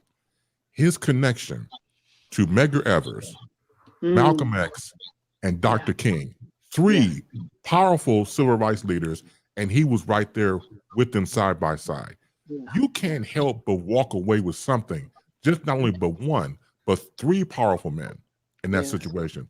And when you saw him down the road with the whole jogging and trying to get people fit, I think it was a precursor from his experiences with those men and other experiences. Because again, when you're around greatness, you just sit back and just watch how somebody's just great, just being who they are. So I dare say, with your connection to Dick Gregory, I see that greatness in you. Oh, absolutely. Thank you so much. I appreciate you all. Thank you. Thank you. Well, the next time you don't want me to read an email on the air, you got to tell me. No, it's thank you. I've been playing by the rules, and that's just my nature. And perhaps I need to stop playing by the rules, because nobody else is playing, or they are, but they're their rules, so they're in their favor. So I thank you. Thank you so much. And like I said, there was a reason why what's that? Well, it actually worked out because Ron can't read. So, we were I'm trying to figure out what he was saying. Thank you. I'm going to tell. I'm going to tell. And I was literally, it was actually nice today in New York. So I actually rode my bike to work. And so when I literally say I just stopped in my tracks and came to Facebook, just as you were, I was like, I heard the pronoun. I was like, he's talking about my, and then I heard you mentioned some, I heard you mention some names. I'm like, okay. Yeah. I'm glad I'm listening, but thank you so much. We're all fans of your efforts, and we got to know that. What's the temperature in New York? Because, you dressed up like a snowman. Well, I am, but earlier it must have gone up to like the 50s, but a wind came in and it dropped down to about 37 right now. It's kind of brisk. So I layer up because I'm outside for a long time, and I don't like to be cold. There's no excuse. Well, say hello to our good buddy Rick Party. He heard you on, and I'm more than sure that if he had a chance to say hello, he wanted to do it. But he mentioned you in one of the comments on there. So say hello to Rick Party. Okay, hi. Thank you. Yeah, Rick, if you're still in there, let me know and I'll send you the link to join us. We'd love to have another radio dude. Yeah, another guy with no hair on his head. Right. That's a prerequisite in the show. Right. That's why I went on and grew my hair out. I was like, okay, I'm gonna start looking like Dr. Ron. Oh Lord Jesus. Yes. Yes. Tis the season to be jolly. Right. Exactly. Yeah. All right. Well, I'm gonna let my phone charge. I've got one more run to make and in my shift. So I'll be in touch. I'll keep you all posted. There are some things on the horizon. Stay blessed. I've Stay got blessed. a lot of paperwork to Absolutely. do, but Stay I'm blessed. in it for the long run. Thank you. Good Stay for you. Don't blessed. quit. Stay All blessed. right. Keep Yeah. us informed. Absolutely. I'll Thank beat you so much. Peace. Good All right. night. God bless. Take care. God bless. Cherry See, that's the Culpepper, ladies and determination. gentlemen. Yeah, that's the determination that I'm talking about. And that's what Yep. has to happen. You know, we can't get caught, you know, in these situations where there's nothing to do and I don't have any help. And I mean, the fight, you gotta fight. Yeah. You gotta fight, man. And it may appear to be difficult, but I'm trying to tell you, I'm watching both sides of this game. And it's not what it used to be back in the King and Malcolm X days. It's a whole new world out here because social media as a upside has opened up the doors and you can have a voice. You know, anybody can podcast, anybody can stream, everybody. And everybody's doing it. Yeah. Right. But here's the thing, like I said, this copycat thing, you know, TikTok is fun. I look at it from time to time. It's funny, but we have to broaden our perspective. If we've got the tools, then we've got to do other things because we have to empower people. This show is all about empowerment. Yeah. And that's what we want you guys to understand. This is about empowerment. Yes. I just, let me jump in here for a second. Rick, I just sent you the link. If you've got a minute, if you're still in there, click on the link and come on in. Rick, party. That's right. My man. He's one of the few guys, and well, maybe it's a handful of air personalities I never got a chance to work with. Well, so far, I won't say never, because you never know. True. And it would be a pleasure, a joy, and I mean, I'm a fan. I'm a big fan. You said the of Rick same Party. thing about me, Lee. I did. And you too. No, we work together, Jackrabbit. Shit. You was getting too serious. We had to break you up. You had your shot. These other guys didn't have a shot yet. But yeah, man, I would love to have the opportunity. I would love to put the A team together for 2022. I heard that. Well, they ought to hire you as program director of that new station in New York. You know, Al said the same thing. You never hired him when he had a chance to get hired. Al Greer, he's on the line too. That's true.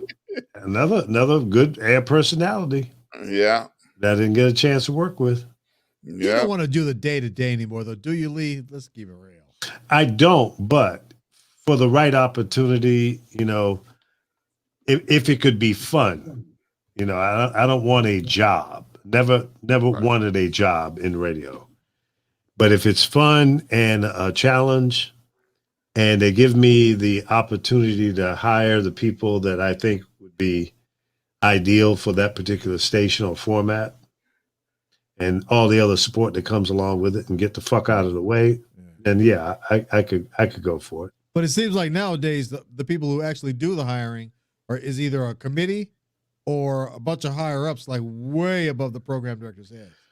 Well, that's true, but most of the people who have the autonomy to hire someone, they don't understand the business. They think they do, but they are basically investment bankers or investors, but none of them understand the business of radio. They think they do. Creativity. See, they really don't. They don't. And I'll give you this. To all of you that own these radio stations, and you've never been a radio personality yourself, you don't really understand what goes on because you don't understand creativity. And what's wrong with radio today, right now, and for the last 10 or 15 years, is creativity is dead. Dead. And ain't Dead. nobody listening. Well, they're not. That's why they're not listening. That's largely it. And you have more competition today other than just the radio stations that you competed against in your market. Mm-hmm. Now you're dealing with the internet. Mm-hmm. Okay? You're dealing with satellite radio, which sucks also, but that's another story. But the personality is the glue to a successful radio station, how it's presented. You can have two radio stations in the same city, both of them playing basically the same songs. They're both giving away $1 million a year. They both have great signals. But the difference is going to be how that music, how those promotions are presented. It ain't no rocket science involved in this. Well, a lot of these stations, they only let them talk once or twice an hour. Or three times an hour. Because you're hiring people that can't talk, that don't have creativity, and your program director doesn't know what he or she is doing for the most part. Yeah, I mean, if I'm stepping on your toes, I'm not so sorry. I'm telling the truth, and the truth sometimes is painful. Mm-hmm. But when you've got a program director that for the last 10, 15 years, that's what they grew up on, they're missing. They have no clue as to how to dig radio out of what the rut that it's in right now. They have no clue because they don't understand the history, the foundation, the important elements of what makes a successful radio station. They don't get it. They never heard it before. It would be nice to not only just work at a fun radio station, but to actually listen to one. When was the last time you heard of a fun radio station? Ooh, that's so fun. Sounds like they're having a blast. No, you don't get that out of the radio. Well, you don't get how many air personalities on the air today that you can't wait until they come on to hear what they're going to say or do. Give me a minute. There's a hand. Think about that. There's only a handful nationwide. Rick Party is the kind of guy that I would, if he came on at 3:00, I want to be there at 3:00 to hear him open the show. Because I know he's going to be entertaining. And hopefully he's on a station that'll let him do his thing too. Because well, he has something to say. You know, that's one of the things. I mean, he's not twirling a beach ball on his nose or anything like that. But Rick has something to say. And see, here's where things come into place. What aggravates me about radio, especially when it gets to the urban side, what is the purpose of having two hip hop stations and two urban ACs in the market? Where is the diversity? You see what I'm saying? I mean, we offer more to life than just two formats. Well, that's all they know. And there's no creativity in those decision makers or the radio station owners or the management. Well, because it's a gamble. The hard part nowadays is if you're a hip hop station, you're probably not going to have great numbers because those target that 18. They're on the internet. Yeah, the 18 to 40, they're not listening to the radio, to FM at all. So I was texting with the PD up at Hot 97, congratulating him on the numbers he's also the PD of WBLS. So I said, congratulations on the numbers. I said, but isn't that crazy that WBLS, the adult station, is beating the pants off of Hot 97, the young station, and the younger demos? Yeah. You're talking about PO, right? PO. He says BLS is a beast. And that goes. I'm not getting into this because I don't want I'm not coming off as a hater, but see, there's issues right there. There's issues right there. Because sometimes in these situations, here's another company, and I say this respectfully, I'm only going by the little bit I know about MediaCo, and they're a money company. They're bankers, just like everybody else who's borrowed money from Wall Street and the whole 9 yards. So, Lee, they don't have to know radio. They got to know how to make money. See, that's part of the problem. That's part of the problem. I love P.O. though. And I think that if they let him do his thing, then Hot 97 would probably be doing better. I mean, I don't know. I would strongly disagree with that. I'm not saying about his ability, but you're contradicting what you just said 2 minutes ago. Right now, a 15-year-old with a phone has every song he wants to hear on the phone. That is true.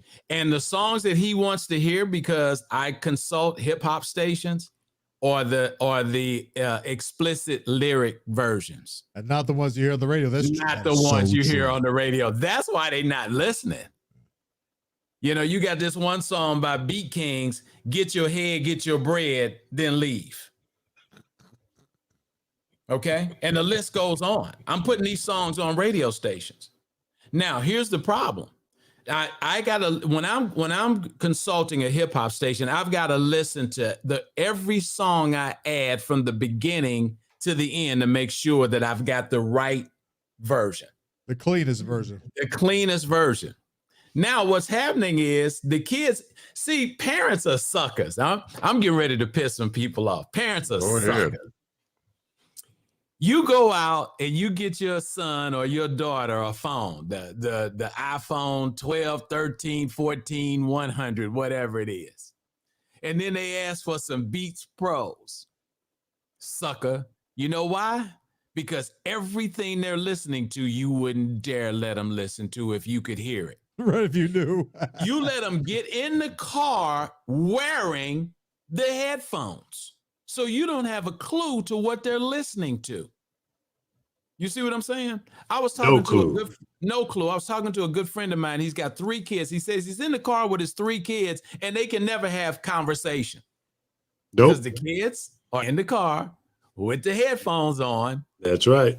And they ain't paying attention to you. So that means if they get in the car and they got the headphones on, what's the chances of the hip hop, or basically the urban AC? You know why urban ACs are actually beating hip hop radio stations? Because the kids are in the car with the meters on and they're listening to whatever the parents are listening to. Well, no.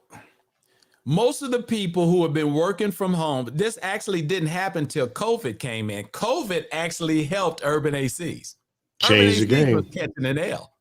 Yep. So what's happening is, if you work as a customer service representative and you're working from home and you have an Alexa or something that you can you listen to music, you say, I got one in this office, I don't want to say it, but product, pull up 107.5 WBLS. It pulls it up and it starts playing. You don't have time to go over there and click the button. So that stays on all day. Yep. If you got a people meter, that's what it's going to hear. You can't put on a hip hop station while you're answering calls for Sears. Nope. You can't do that. Or if you're working for General Life Insurance. Hi, this is Calvin from General Life Insurance. How can I help you? It's a radio playing in the background. And you know these people are at home because you're hearing kids crying and asking for stuff in the dog barking. Yep. I own 60 to 70 domains. So every once in a while, my VPS server gets crowded and I have to call my hosting company, which they've outsourced their business out of the country. Yep. So I'm talking to the guy and I'm saying, hey, look, Blue Tag Media is not popping up. And then he's going through the stuff and he's trying to explain something to me. And during the middle of the call, I hear, I heard it the first time. Then it came on again. Damn rooster. It was a rooster. And he's talking and he's going, well, this is what you're going to have to do. And then if you turn over here and you move this over here, this will happen. I said, hold, stop. I said, did I just hear a rooster or something in the background? Yes, we're all working from home. I said, you sound like you in the barn. Probably is. You see what I'm saying? Or if you're talking to a representative, they're out of breath. I was talking to somebody from AT&T the other day about my phone. He was on the treadmill. Exercising. He was either exercising or he was walking. I mean, he was literally out of breath. That's funny. It's crazy. Mm-hmm. So you're dealing with all of these things, and I know we were just talking about the micro part of the radio business, but that's why Urban ACs, Terry, everybody's doing well. Now let's look at Cox and where Terry Avery is. This has been Cox has always been research driven. Every song that's in her library is tested, and if I'm wrong, she can come on this show and correct me. No, you see what I'm saying? So she's not sitting in there programming no bad music. She's the police. She's making sure the right songs are being played at the right times with the right rotations, depending on where they score in the test. And that station sounds so good, man. That's right, because all the songs are tested. And that's what's happening. So urban ACs across the country are playing the music for the adults, the music that they actually want. Nobody's in there flying by the seat of their pants. Right. Ain't no Mike Love and Lee Michaels. Nobody told me what music to play at BLS. I ended up getting fired from BLS because they brought in a consultant that wanted to play hip hop, which I didn't have a problem with, but all of it was West Coast hip hop. In New York. In New York. In New York, son. Dumb. Right. We sitting here editing NWA records and Dr. Dre and all this kind of stuff, and then I'm on the street getting confronted by Biz Markie and Puffy Kenny and KRS-One and everybody. Hey, Mike, how come you're not playing my songs? Because I got to go through the consultant who's running it through the list, who's getting taken care of, and the next thing you know, they don't renew my agreement, but he got me a job in Washington. And I saw him at the party. So the station that I'm talking about, they were bringing over Donnie Simpson, and they brought me down from New York. Our first book, we went to #1. Yeah. Station has a party. I walk in, this guy's at the party. He goes, I know you're freaking mad at me, aren't you? I said, I'm not mad at you. I just didn't want to lose my job in New York over your bullshit. And you can talk to him like that too. Just like that. You can talk to him like that too. Yeah, right. Yeah. And me and him are still cool today. But you don't know the position you put me in. I'm on the streets in New York. I know. It was over a record called Passing Me By Farside. Yeah. I remember that, yes. I played that it was booming in New York. And he went to the owners and told them I added a song. Mike Love had to learn how to follow the rules. I wasn't supposed to add any music. They took that power away from me. I added all the music at Power 99 in Philadelphia. I was the APD and music director. I did it at Mix 97 in St. Louis. That's what you're supposed to do, your job. Right. Yeah. That's my job. Yeah. Kevin Ross, we need to get him on the show. He put out an article the other day talking about that the radio people are arrogant, the managers. They're not arrogant. They can't do nothing for you because consolidators trade on Wall Street. Yep. They only deal in results. Period. It's like any other business. It ain't just radio. It's every business that's making money in the United States of America is corporately owned and traded on Wall Street. Period. And that's where their allegiance lies. That's where their allegiance is. Yeah. I mean, they ain't into nothing else but making money. Money. If you ain't talking about making money. Yeah, and that's the disconnect right there. See, you can make a ton of money with a good product. Right. And that's where they don't get that. But you can't do it because if you ever heard one of the Wall Street calls, when you got a call, you've heard it dealing with Alfred. You get on that call, you got to tell them what's going on with the money. What's that thing they call it, beta or whatever it is? When they talk about the beta or whatever it is, when you talk about the depreciation of the money versus the equipment versus the money. Exactly. And that's it. That's the language that they speak and that's understand. The language that that's what they live about. by. Yeah. All that other stuff, it's ain't no emotions involved, and it's not about the personalities. It's none of that. It, like I said, I thought we need to bring Kevin on.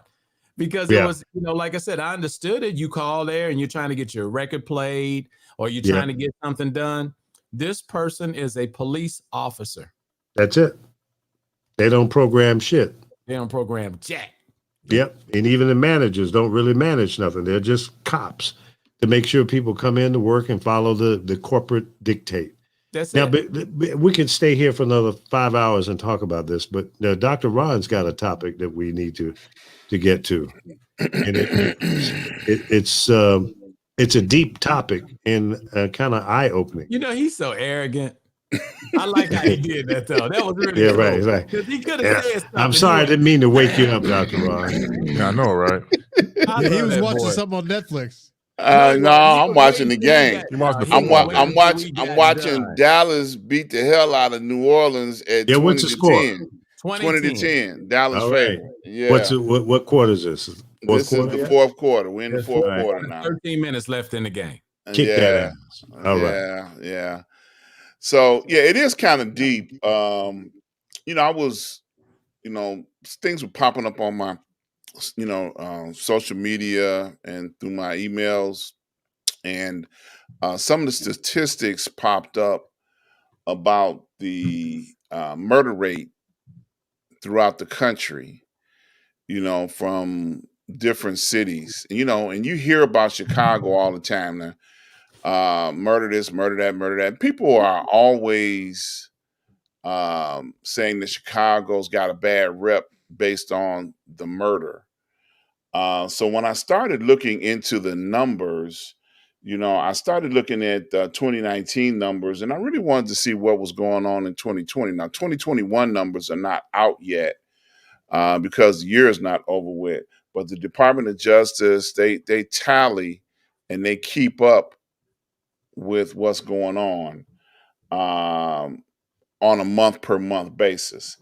And when I looked at 2020, because the chart that I came up with went from 2011 all the way up to 2020, and it's per 100,000 people. The number one city with murders actually was DC. DC holds the title, and then number two is Puerto Rico, and then number three is Louisiana. Puerto Rico's not a city, bro. But it's a territory in the United States. Right. It says state or territory. Right. Yeah. So, and Louisiana came up as number 3. And then Missouri, your home state, Mike, came up as number 4. Actually, Illinois, but East St. Louis. Murder was the case that they gave me. Yeah. So, actually, Illinois came in at number 10. Mm-hmm. That combines with East St. Louis and Chicago. Right. We keeping us on the list. Bang. Right. So, I was looking at some of these numbers, and, majority of these numbers, and I started looking at by race, murders by race, you would think that the blacks had an outstanding lead in this department, but in 2019, there were only 5,660 black people that were murdered, and then it was 5,070. So it's about 600, people difference in by race, according to the number of people. Indians and Asians came in low on the list. American Indians came in at 170. Asians came in at 150. So a lot of black people are getting killed. Our people are getting killed, and we need to advise our people on how to survive even the more, because there's a lot of things going on that's taking us out, and we're taking a lot of each other out, and they're taking us out. So, I mean, it's like being in a jungle. When you're raising a young child and you're living in a wild environment, you tell them, don't wander off into the jungle because the Bengal tiger may eat you, or you might get swallowed up by a snake, so you advise them on how to survive in their environment. So one of the things that we need to try to keep on the forefront is the fact that we need to talk to our people even more so on how to survive the environment and the situations that we come across. We just had a situation on the news this week in Michigan, Oxford, young kid just got a gun for the holiday, walked into a school, killed 4 people. Just killed 4 people. Black or white? White. Okay. But school killings have always traditionally have been on the norm, have been, white shooters. So they got the kid, and one thing that I see that's in the media right now in Michigan is that they have the parents on the hot seat along with the son. Mm-hmm. They got him on the hot seat. Good. They're like, he just got this gun 2 days before he used it and tried to kill all the way from Australia. We got Karen saying hello. Hey, Karen. Yeah. Don Cody. Yeah, it's they've been crying, we need to get back to normal, open up the schools. Now, we didn't have any school killings all while the pandemic was going on. But as soon as 2021 gets here, and now everything's supposed to be back to normal. Now we got kids killing kids, teenagers. They're 15 years old. He just wiped out 4 people. Well, they didn't have that many killings during the pandemic because the kids weren't in school, correct? That's true. That's but they're gonna make that political and turn it into they should have been in school all along, and now the kids are confused and mental illness. And COVID is polluted their minds, and they're going to come up with excuses. But enough of that. Mm-hmm. I'm not trying to hear it. Right. It's not new. No, it's not. These homicides in the schools were a regular thing. Florida, a lot of places. But this is the first time I heard early on that they're going to put the parents on the hot seat, because the gun should have been secured. The 15-year-old. It was a father's gun, right? Yeah, it was. Well, he said it was a present to the son, but he should not have give a gun to a 15-year-old. So they can go hunting for that Bengal tiger. This was a handgun. Yeah, this was a pistol. Were you going hunting for people? I know. I was being funny. Yeah, but I know. But it's crazy. Homicides have not decreased, even with the pandemic. They had homicides, just wasn't in a school setting. But and I'm talking about us, we have to talk about things like this so that we can tell our young people how to survive with these type of numbers existing, with these type of situations existing. I see you, Buck. Go ahead, Buck. Just a quick question. You think the country's getting numb to it? Probably. Probably. That's really sad. Let me say this. You got to look at both sides. Now, when you look at it, you being nice. You got to say black, and you got to talk about black. You got to talk about white. Okay. Mm-hmm. On the white side, most of this stuff is mental. Something's going on in the family. Something's happening. They go to the school and shoot up all their classmates, friends, so-called enemies, that kind of stuff. So-called enemies. You don't really hear us talking as African Americans about bullying. Right. That's on the white side of the lane. Then you go to the black side of the lane. A lot of these killings are at clubs. Somebody went to the club, shot up everybody in the parking lot. And the thing of it is, I was so upset. I know 50 Cent. I'm proud that he has a relationship and he's a content creator and can make movies, but I saw no reason to do BMF, Black Mafia Family.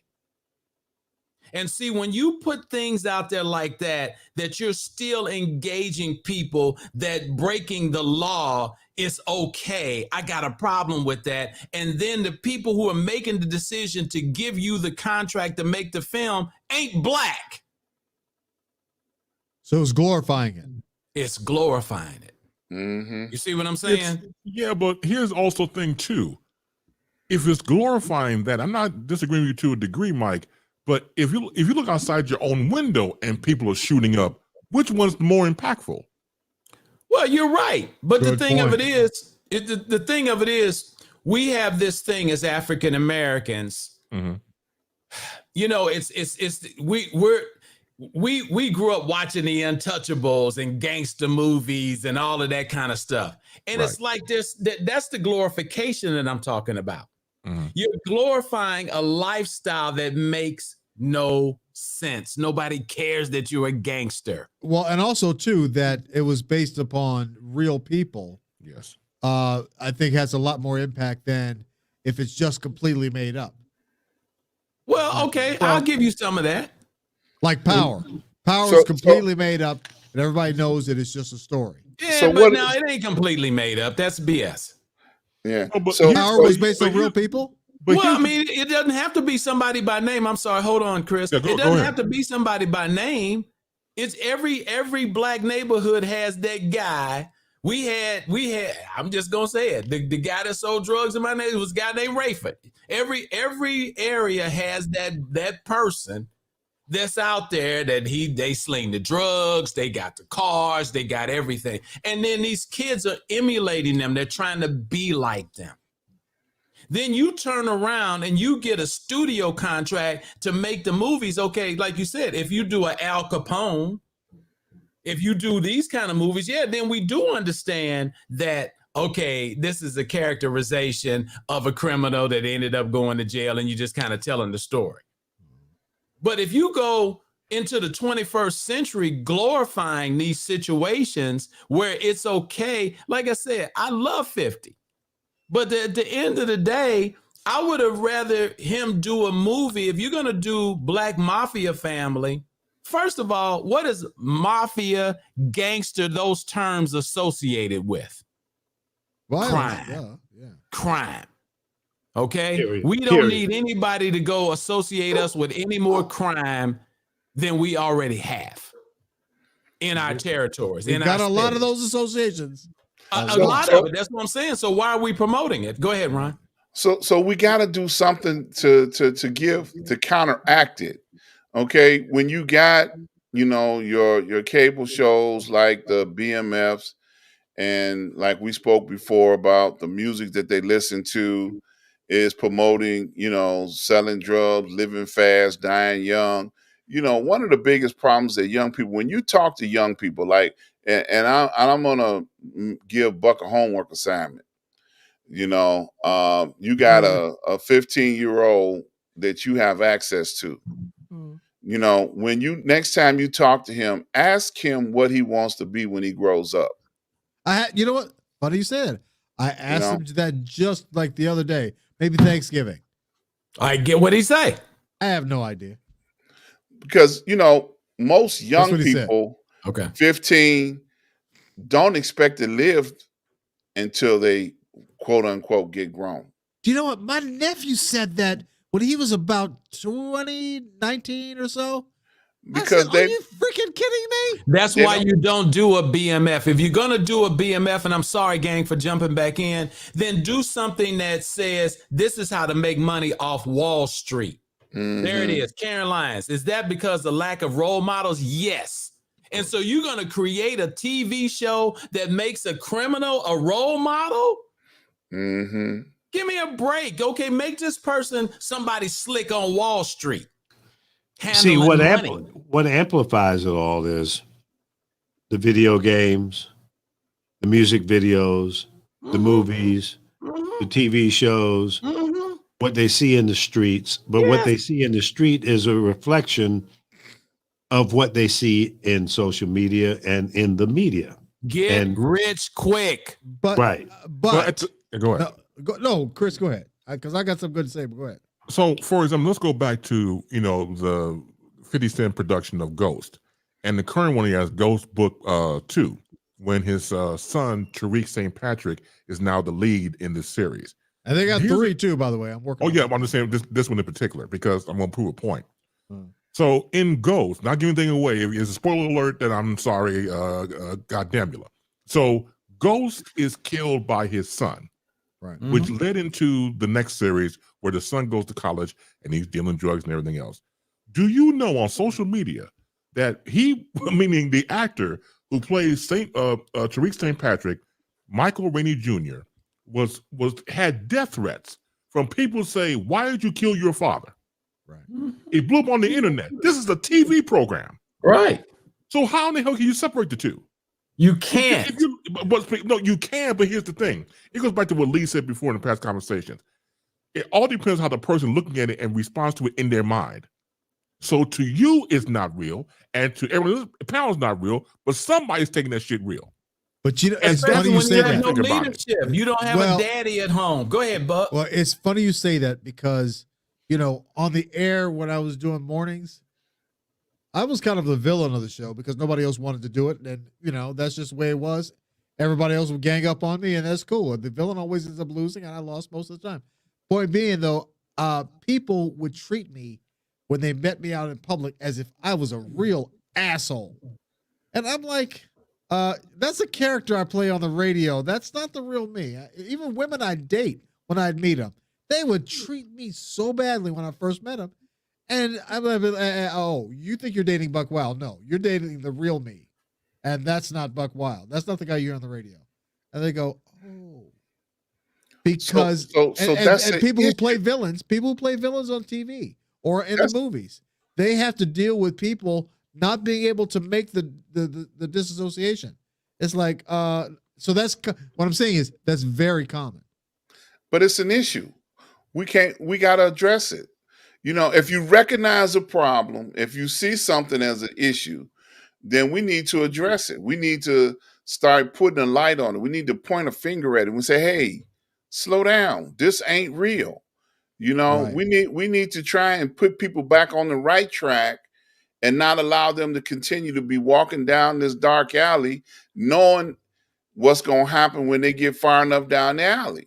You gotta, and I'm saying we, because we're the ones that's talking about it. We're the ones that's out here. We got to bring a focus to something other than, okay. We know it exists. Well, we can't stop. If we reach 1 or 2, then mission accomplished. We ain't gonna reach them all. But like I said, Buck has got a 15-year-old that he's got contact with. Well, it might be his daddy. One day. But the question was asked what it is that you want to be when you grow up. Well, he didn't have an answer.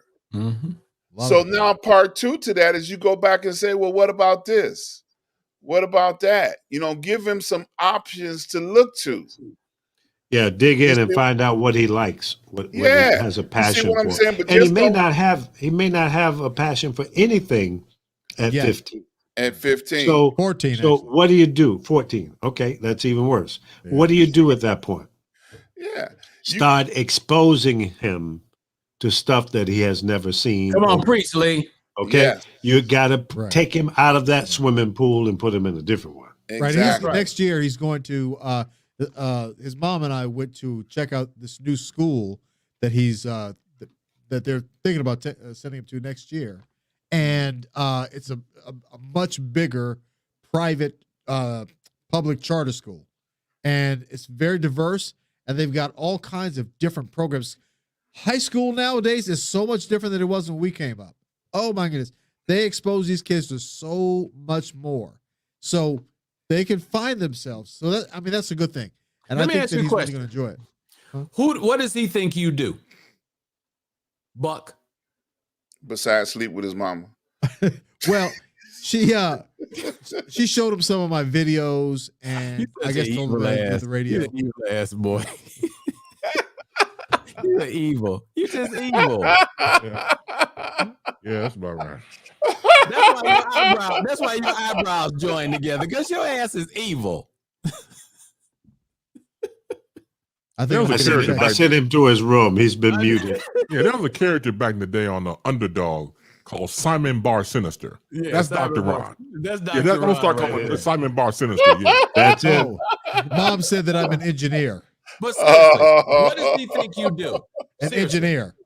What does he think you do? An engineer. Why does he think you're an engineer? Mom just said, she texted me that and told me that. She think okay. she's Now, listening. I guess this is what she told me. Now let's go back to what Chris just said, or what Lee just said. Now think about this for a minute. Seriously, guys. You coming into you told us about this, and if she's watching this, we don't know anything about you, ma'am. If Buck loves you or likes you, we love you even more. But I want to send you a link so you can come into the show. Right, exactly. Yeah, there you go. Yes. We need to know everything. Yes. Don't, motherfucker, no. Isn't that irritable? I'm just kidding. Seriously. Where I'm going with this is, okay, so you come into a woman's life. He sees that you have a friendship with his mother. And obviously they probably have talked about you, and she's probably told you some things he's asked or said, and maybe not. It doesn't matter. Okay. But at the end of the day, you're the man currently that he sees. Yes. Correct. And I want to say this, I'm not saying this to Buck, but I'm saying this to men, especially black men out there. When you come into a woman's life and she has a child, that child, and I think we mentioned this earlier about competition. You got mama's attention. Now, who is this guy? He's asking himself this question. Because when he got mama to himself, he can get anything he want. He can go wherever he want. Because she just, yes, go. We'll try that. Maybe so. I don't think you know her at all. Well, I don't know. I just said I didn't. But I'm characterizing the fact that she has to explain at some point who you are. Right. Because you're around. Right. Okay. And at that point, if you're around, let's use Professor Miles, for instance. Let's say, for instance, you was doing what he was doing. If you took that kid to that studio, his eyes would probably be banging out like this. Mm-hmm. You see what I'm saying? Because he may not have seen that before, and it's amazing. And then all of a sudden, you let him push a button, or you find a role for him that gets him involved. That's what has to happen. It would be an awakening. Yeah, it's the hook. Come on, guys. Yeah. Although the likelihood of him wanting to be on the radio. We didn't say he wanted to be on the radio. FM? We didn't say that. What's that? A podcast? See, you jumping ahead. Right. It ain't about that. It's what you do. Right. It's what he sees you do, how you interact with people. He already knows how his mom interacts with people. Whether she's good, she's bad, she's cool, she's not. But he doesn't have a clue because you centralize on her and pacify him.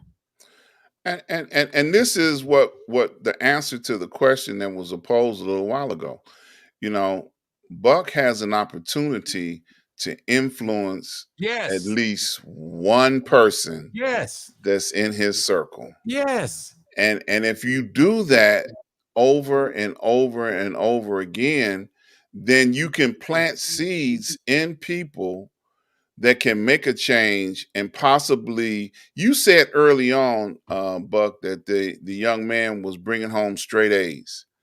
So he's capable of accomplishing some things. Or learning pretty quick. Right. Yeah, he's able to accomplish it. Smart, he's really able, smart, so what you got to do is influence him, is to, not withdraw into a person that can do bodily harm to somebody, but actually interact with him to a point where you can keep him as wanting to be a positive influence, and that's all we're talking about.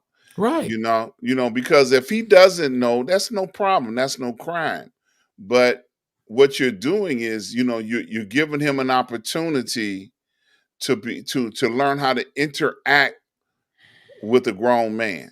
Come on, Ron. Come on. Okay. Right. And you have an obligation as a man. Yes. If you're going to be in this woman's life. Right. And even if you're not in the woman's life, don't throw the baby out with the bathwater. Of course. If you begin the process of communicating with him, even if you're not even in the woman's life, because see, now he can look to you as a person, as a man that he can come to and be able to communicate. And that speaks volumes. Okay. Amen. You know, like somebody was saying earlier, you know, it might have been, you know, we look like the uncles in your life, you know, but being the uncles has a responsibility. You know, it's our job to keep it real. You know, we need to tell you your breath stink and know that line ain't gonna work. You know, we it's the reality of being able to not slip off into, like you say, the Game Boy reality or the BMF reality or the power reality or any of those things that could stray you into a, okay, you know, fantasy land. You know, keep your feet on the ground and duck. Okay, because sometimes that's what you got to do, and you got to know when to duck. Right. But you know what you just said, and you got to know if you're sitting here. Let's say, for instance, and we're just using you for an example, just for the sake of conversation. If you're there and BMF comes on, Buck, and the three of you all are watching it, you know, and you make a comment, I would never do that. You see what I'm saying? Influencing children, the influence of children is so easy. Yeah, that's true. That we ignore it. Yeah. You could take him to the store. If, say, for instance, she's getting ready to make you guys something and she says, oh, I forgot to get something from the store. Let him ride with you. I'll let him drive. What the hell? No. This ain't a joking moment. This is serious, because other people are watching our show and we're trying to make sure that we're serving our purpose. Right. And that's to teach. And that's one of the things when you go into this relationship with women, that's what I want to make sure of, because from my coaching side, a lot of times, you know, women are always talking about what black men don't, because I'm not talking to a lot of white women, what black men don't do. And we don't do this and we don't do that. One of the things that I want us to do as men of color is to be more influential to our race, to our children. You see what I'm saying? And so once again, if you right now, he doesn't have to know the extent of the relationship, whether it's physical, if it's just friends or whatever the case may be. But if you're spending a lot of time there and she says, oh, you know what? I forgot to get a loaf of bread. Hey, let me go get it. Hey, man, you want to ride with me? Come on, ride with me. Let's go get some bread. Let him watch you pay for something. Let him watch you pull a credit card out. Let him showing him responsibility and commitment. Exactly. Yeah. You know, one thing that was in the news on the last week or so, and it's very stressful a lot of times when you watch the police make these press conferences, and they emphasize the fact in Chicago that an 11-year-old boy just committed a carjacking. And they caught him. 11 years old. They emphasize that, you know, so, you know, what allowed the mentality of an 11-year-old black child in the city of Chicago to go carjack with a gun? Because it's glorified in the neighborhood that he's from. And on GTA. Right. The heroes in that neighborhood do crime. Crime is the big thing. And that's why I said, we don't need to exploit it. I don't have a problem with, like I said, I'm a content creator myself. I create shows, do all this kind of stuff. If 50 got to deal with what is that channel? Cinemax, Stars or whatever it is, that's good. But use it for the good. You know, put more shows on where you're turning bad to good. You see what I'm saying? Or if you're going to teach some kids something, let's teach them something that they go, oh, I didn't know I could do that. You see what I'm saying? Like I said earlier in the conversation, that the lines get blurred between reality and not reality. Case in point, they made Al Pacino's Scarface into its own entity. You know, they want to be like Scarface. They've seen the movie over and over again. They appreciate, once again, and from their perspective, crime pays. up until the very end. People forget about the end part. Of course, when he cuts the deal, he doesn't do what his boss overseas tells him, he gets taken out. That part excommunicated. Everything else prior to that is glorified. The world is mine, and T-shirts, and rap videos and everything like that. So, and part of that, though, I'm sorry, real quick. Go ahead. Part of that, though, is people who commit crimes don't think they're going to get caught. So that's why it's like, oh, that ain't gonna happen to me. Right. Yeah. So the part about getting taken out, they don't even consider that. That's not gonna happen to me. I don't get caught. I don't get caught. That's what happens. Yeah. I'm smarter than everybody else on Earth. But just with this story that Ron pulled out, and him and I, we didn't joke about it, but the first thing I said is I was joking when I said East St. Louis probably on that list, and he said, "You're right." A town that I'm from. You see what I'm saying? Because it has a high crime rate. Because in this area, there are not a lot of role models. And when you don't have role models, and that's what the problem is, we have to create role models. They don't have to be rich. The other day, the internet was bugging because what's that boy name got a $5 million watch? Drake. Everybody was talking about he got a $5 million watch. Who cares?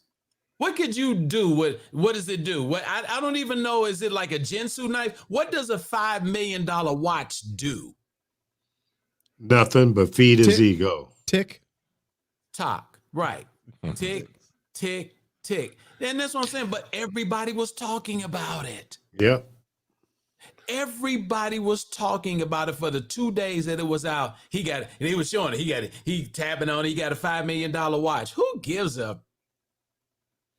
To me, I mean, my reaction was, "You're a damn fool."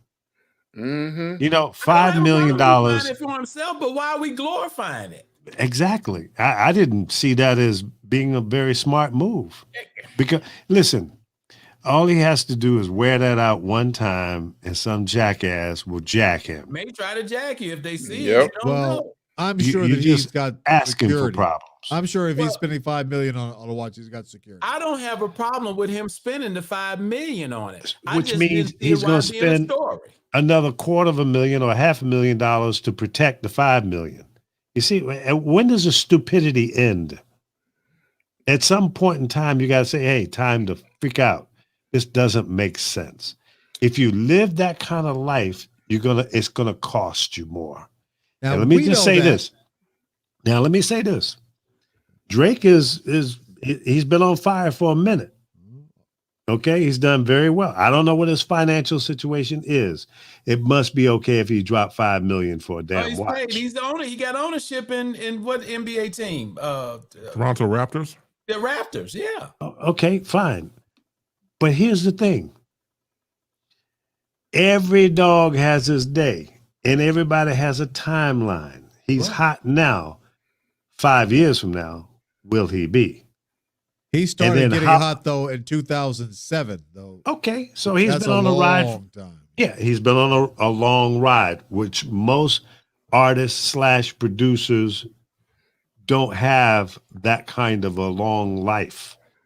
10 years is about the average. If that. Okay? If that.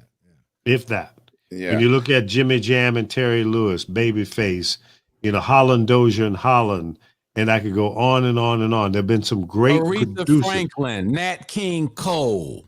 Yes. When they still talking about you, how long Nat King Cole been dead?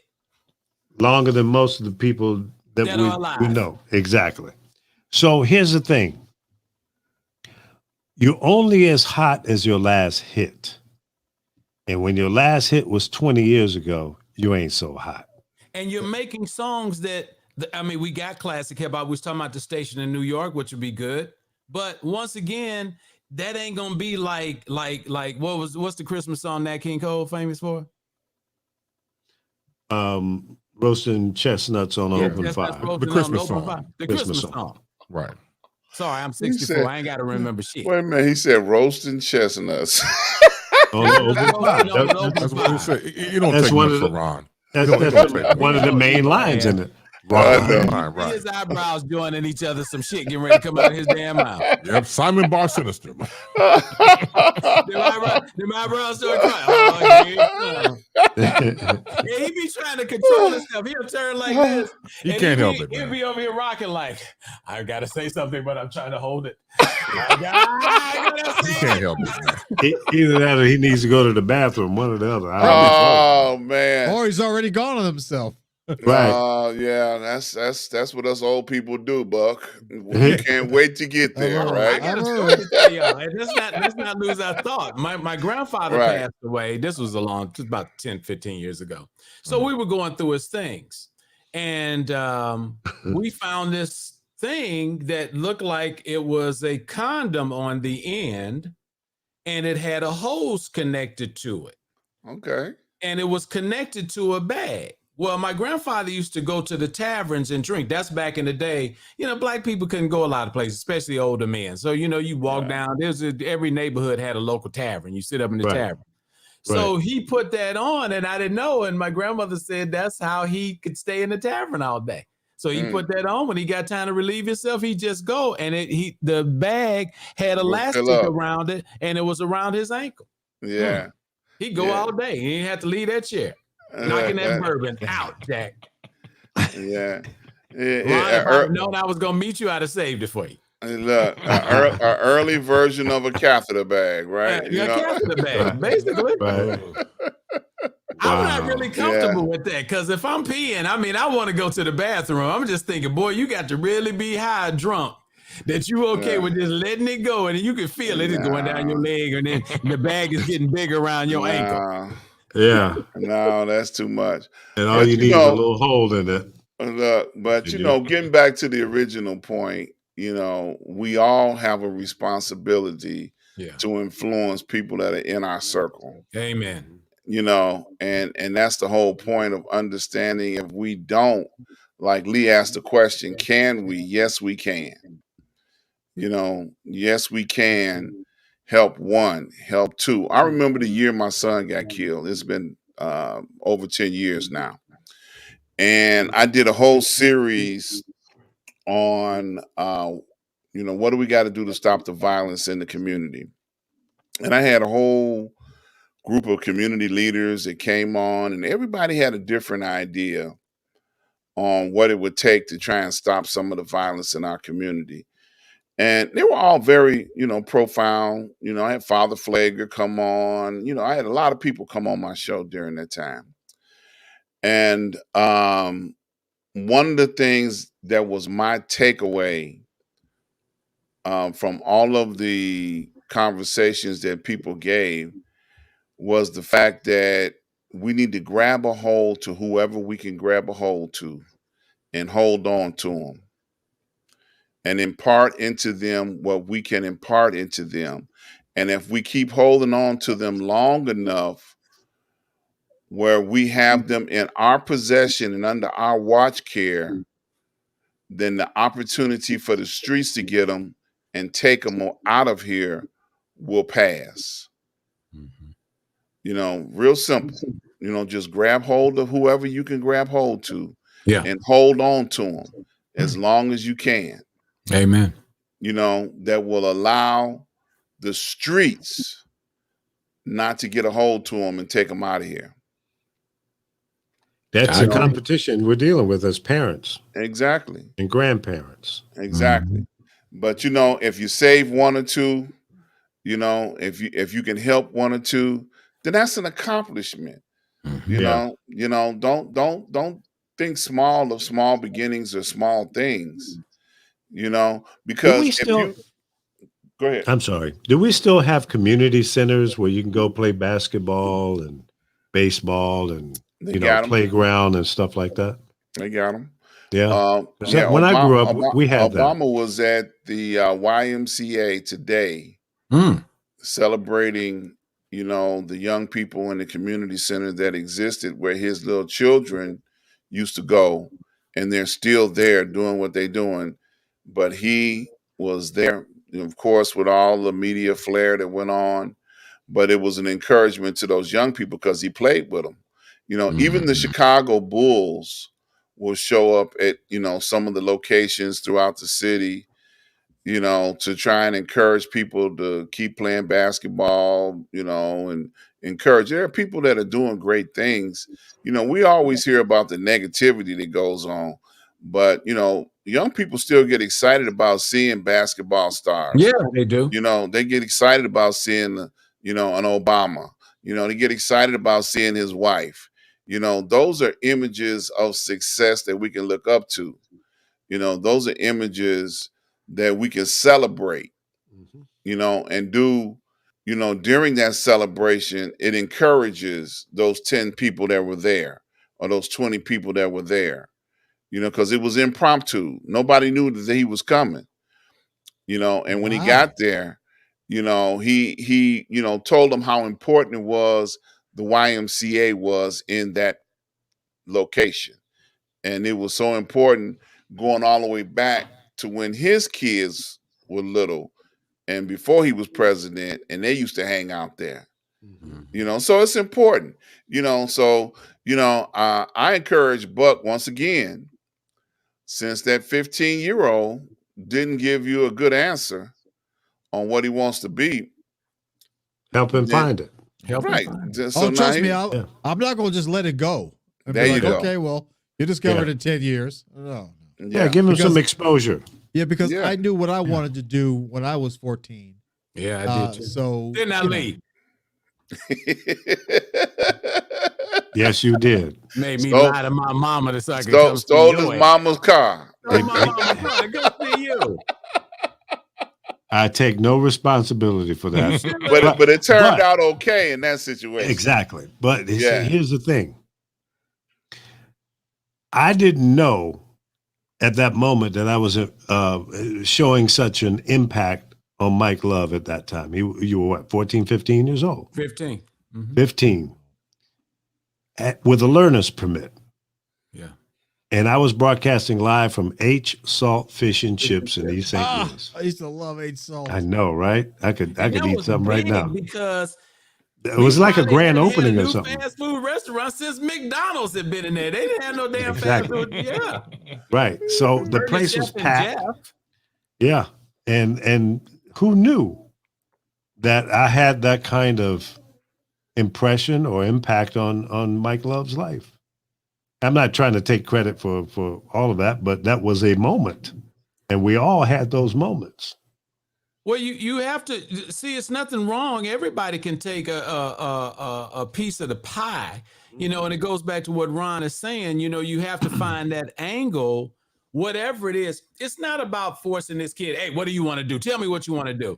You like you said, you just kind of take them in different places and see how they react to things. Yeah. You take them over here. And that's why I said, if you got to run to the store, let him go to the store with you.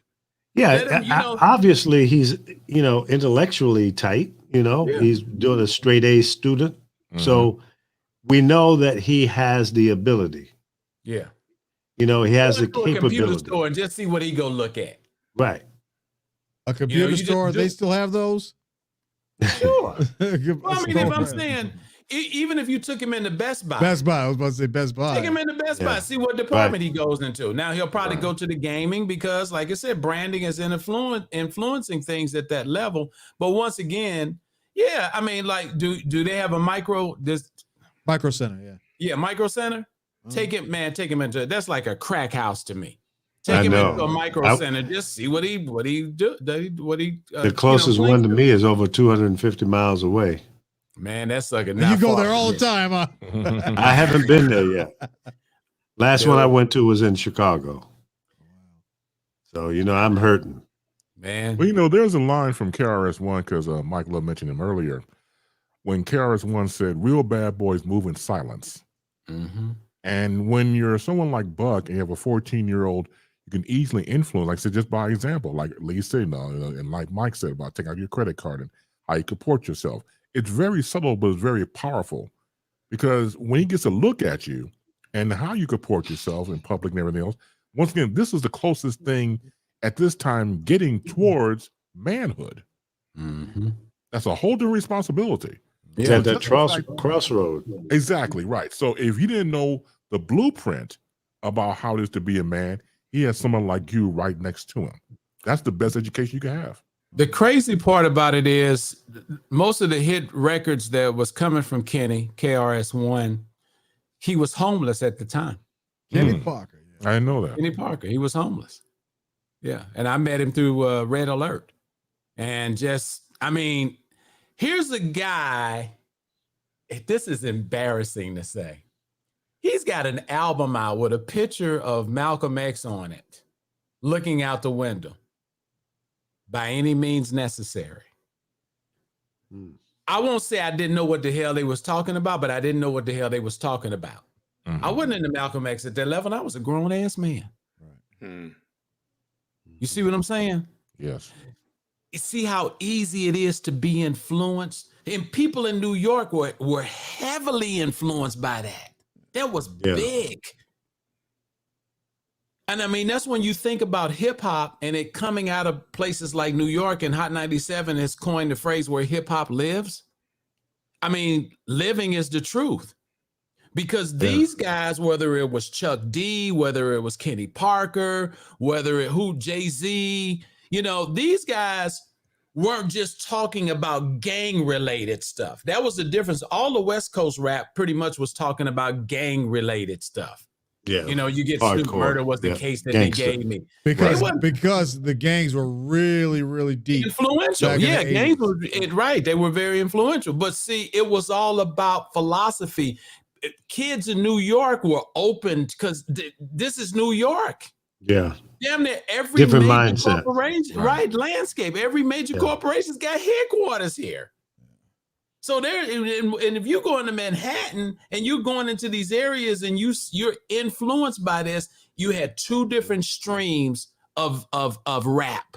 You did. And why did the gangsters on the West Coast talk about what they were talking about? Because that's the life they were living. What they saw. They were doing Not it. necessarily all of them were living it. But they did see it. Well, yeah, they saw it. Or some of them were living it. Some of them were gangsters. Yeah. But more importantly, they got into the game to get out of what they were doing. Yeah, the poverty and what they were doing. Was that the reason, or did they do it? Well, it had to be. I mean, come on. I don't know. I don't know. I saw a documentary one time that talked about just that, and it seemed like they were really just trying to express themselves, like young people do. Well, yeah, but at some point in time, the money kicked in, and they saw the business aspect of Lee, when you think about Inglewood, Compton, and Long Beach, yep, you talking about heavily influenced gang areas because they kind of being pushed away from Beverly Hills and some of these other places. Yeah, these kids were on the street. You got beat up to get into a gang. Yeah. You see what I'm saying? They pretty much, if you weren't corrupt, they corrupted you to get in the game. So imagine if you're 13, 14 years old, and at some point you're getting ready to get your ass whooped because they're gonna jump you into it. It's called jumping you into this game. That's right. That's some pretty powerful pressure to live by. You can't escape. Yeah. Like the kids y'all talking about. Once you're in, you can never get out, right? You can't get out. Yeah, especially when you start bringing mama $1,000 a week, right, home and you're improving the household life. Yeah, you take care of your brothers and sisters and mom, and crack. You don't know where daddy is. Never seen him before. Maybe crack changed everything. Well, yeah, whether it's crack or whatever kind of drugs or underhanded stuff was going down, the money was flowing, and that changed lives. Because there wasn't no some daddy for the around. good, some not so good. Yeah, she couldn't hold her job. She's got 3 or 4 kids. Mm-hmm. And kids are notorious at letting food spoil. I used to work for the housing authority, and I mean they notorious. I mean, they leave. You go in there, milk been sitting out all day. They take some out the refrigerator, don't put it back in. I mean, it's just all kind of stuff that's going on. Think about it. You going to work, you making minimum wage, you got these kids, you're on public assistance, you got a medical card, and you're living in subsidized housing. They had us one summer that I was working for the housing authority. They weren't putting anybody out, but they were putting out notices. There were people that hadn't paid for a whole year, and they only owed the housing authority like about $500. Damn. But the difference was, whether their rent was $50 or whatever it was. Right. That was that expensive. money, it was dear. It was either we're gonna need to buy some food, or we pay the rent. Mm-hmm. And they knew that people, and That's real. The housing authority people wasn't about to go over there and put nobody out of there. Yeah. I'm not going, and you work for them like, well, I'm gonna go over here. Me and Ron and Chris, we're gonna go over here and Mrs. Jenkins, she ain't paid no rent. Right. As my grandma would say, shit. You go ahead on. Come back and tell me how it turned out. Right. Tell us how that turned out. Okay. Exactly. Yo, man, they get rent trying to put Miss Jenkins out. What, Miss Jenkins? Yeah, they said, man, she ain't paid her rent. She owe about $25. She ain't paid for a whole year. Funny story, but real. Why her name got to be Jenkins? Hey. Or Williams. Look, when they locked down the projects in Chicago, because the city realized that this was an experiment that didn't work, they had to, because after so many decades of this thing being the way it was, the police would not respond to any type of incidents that took place in the projects, not at all. No. So they hired a private security company to lock the buildings down in Chicago. That was the first step. So that stopped people that did not live in those buildings from being able to come in and out. So they had to take control in phases. And then once they locked those buildings down, then they began the process of putting people out. So the whole process took some years. Now in Chicago, those buildings don't even exist anymore. They tore them all the way down to the ground. All the way down. And what's in those locations now? Vacant lots. Well, they did the same thing in St. Louis with the Pruitt-Igos. They had to tear that stuff down. Yep. Yeah, and they relocated people to all four corners of the city and other states. So they went out to the suburbs, places like Bolingbrook and. It's kind of surprising though that Vermont. They haven't built anything on that land, because that's like prime real estate, isn't it? It is, and something's going to happen. Mm-hmm. That's part of that topic is part of what happened with what's going on with Sherry in New York. They're moving people that are living on this land out. Developers are coming in, earmarking, we want this one, we want that one, and they're going to put different developments on the land. And some of it was like lakefront property, wasn't it? Well, they had some pretty close. Yeah, pretty close. But Cabrini Green is high rent district now, isn't it? Yeah. That's what I was thinking of. I was thinking of Cabrini Green. Yeah. Good times. It's a process. And even one of the biggest issues that has taken place, there were many mentally ill people that lived in those buildings. Of course, yeah. Generations of mental illness. Mothers, the only way they can make money was to add another child into the family. That's right. Now you already got 12 kids. Now you're going to add, 5 more just so your welfare check can go up. Dude. That was their rationale of survival. So now you got 20 kids, all of them raised in the projects, don't know nothing but the projects. And now you just turned them loose on Bolingbrook,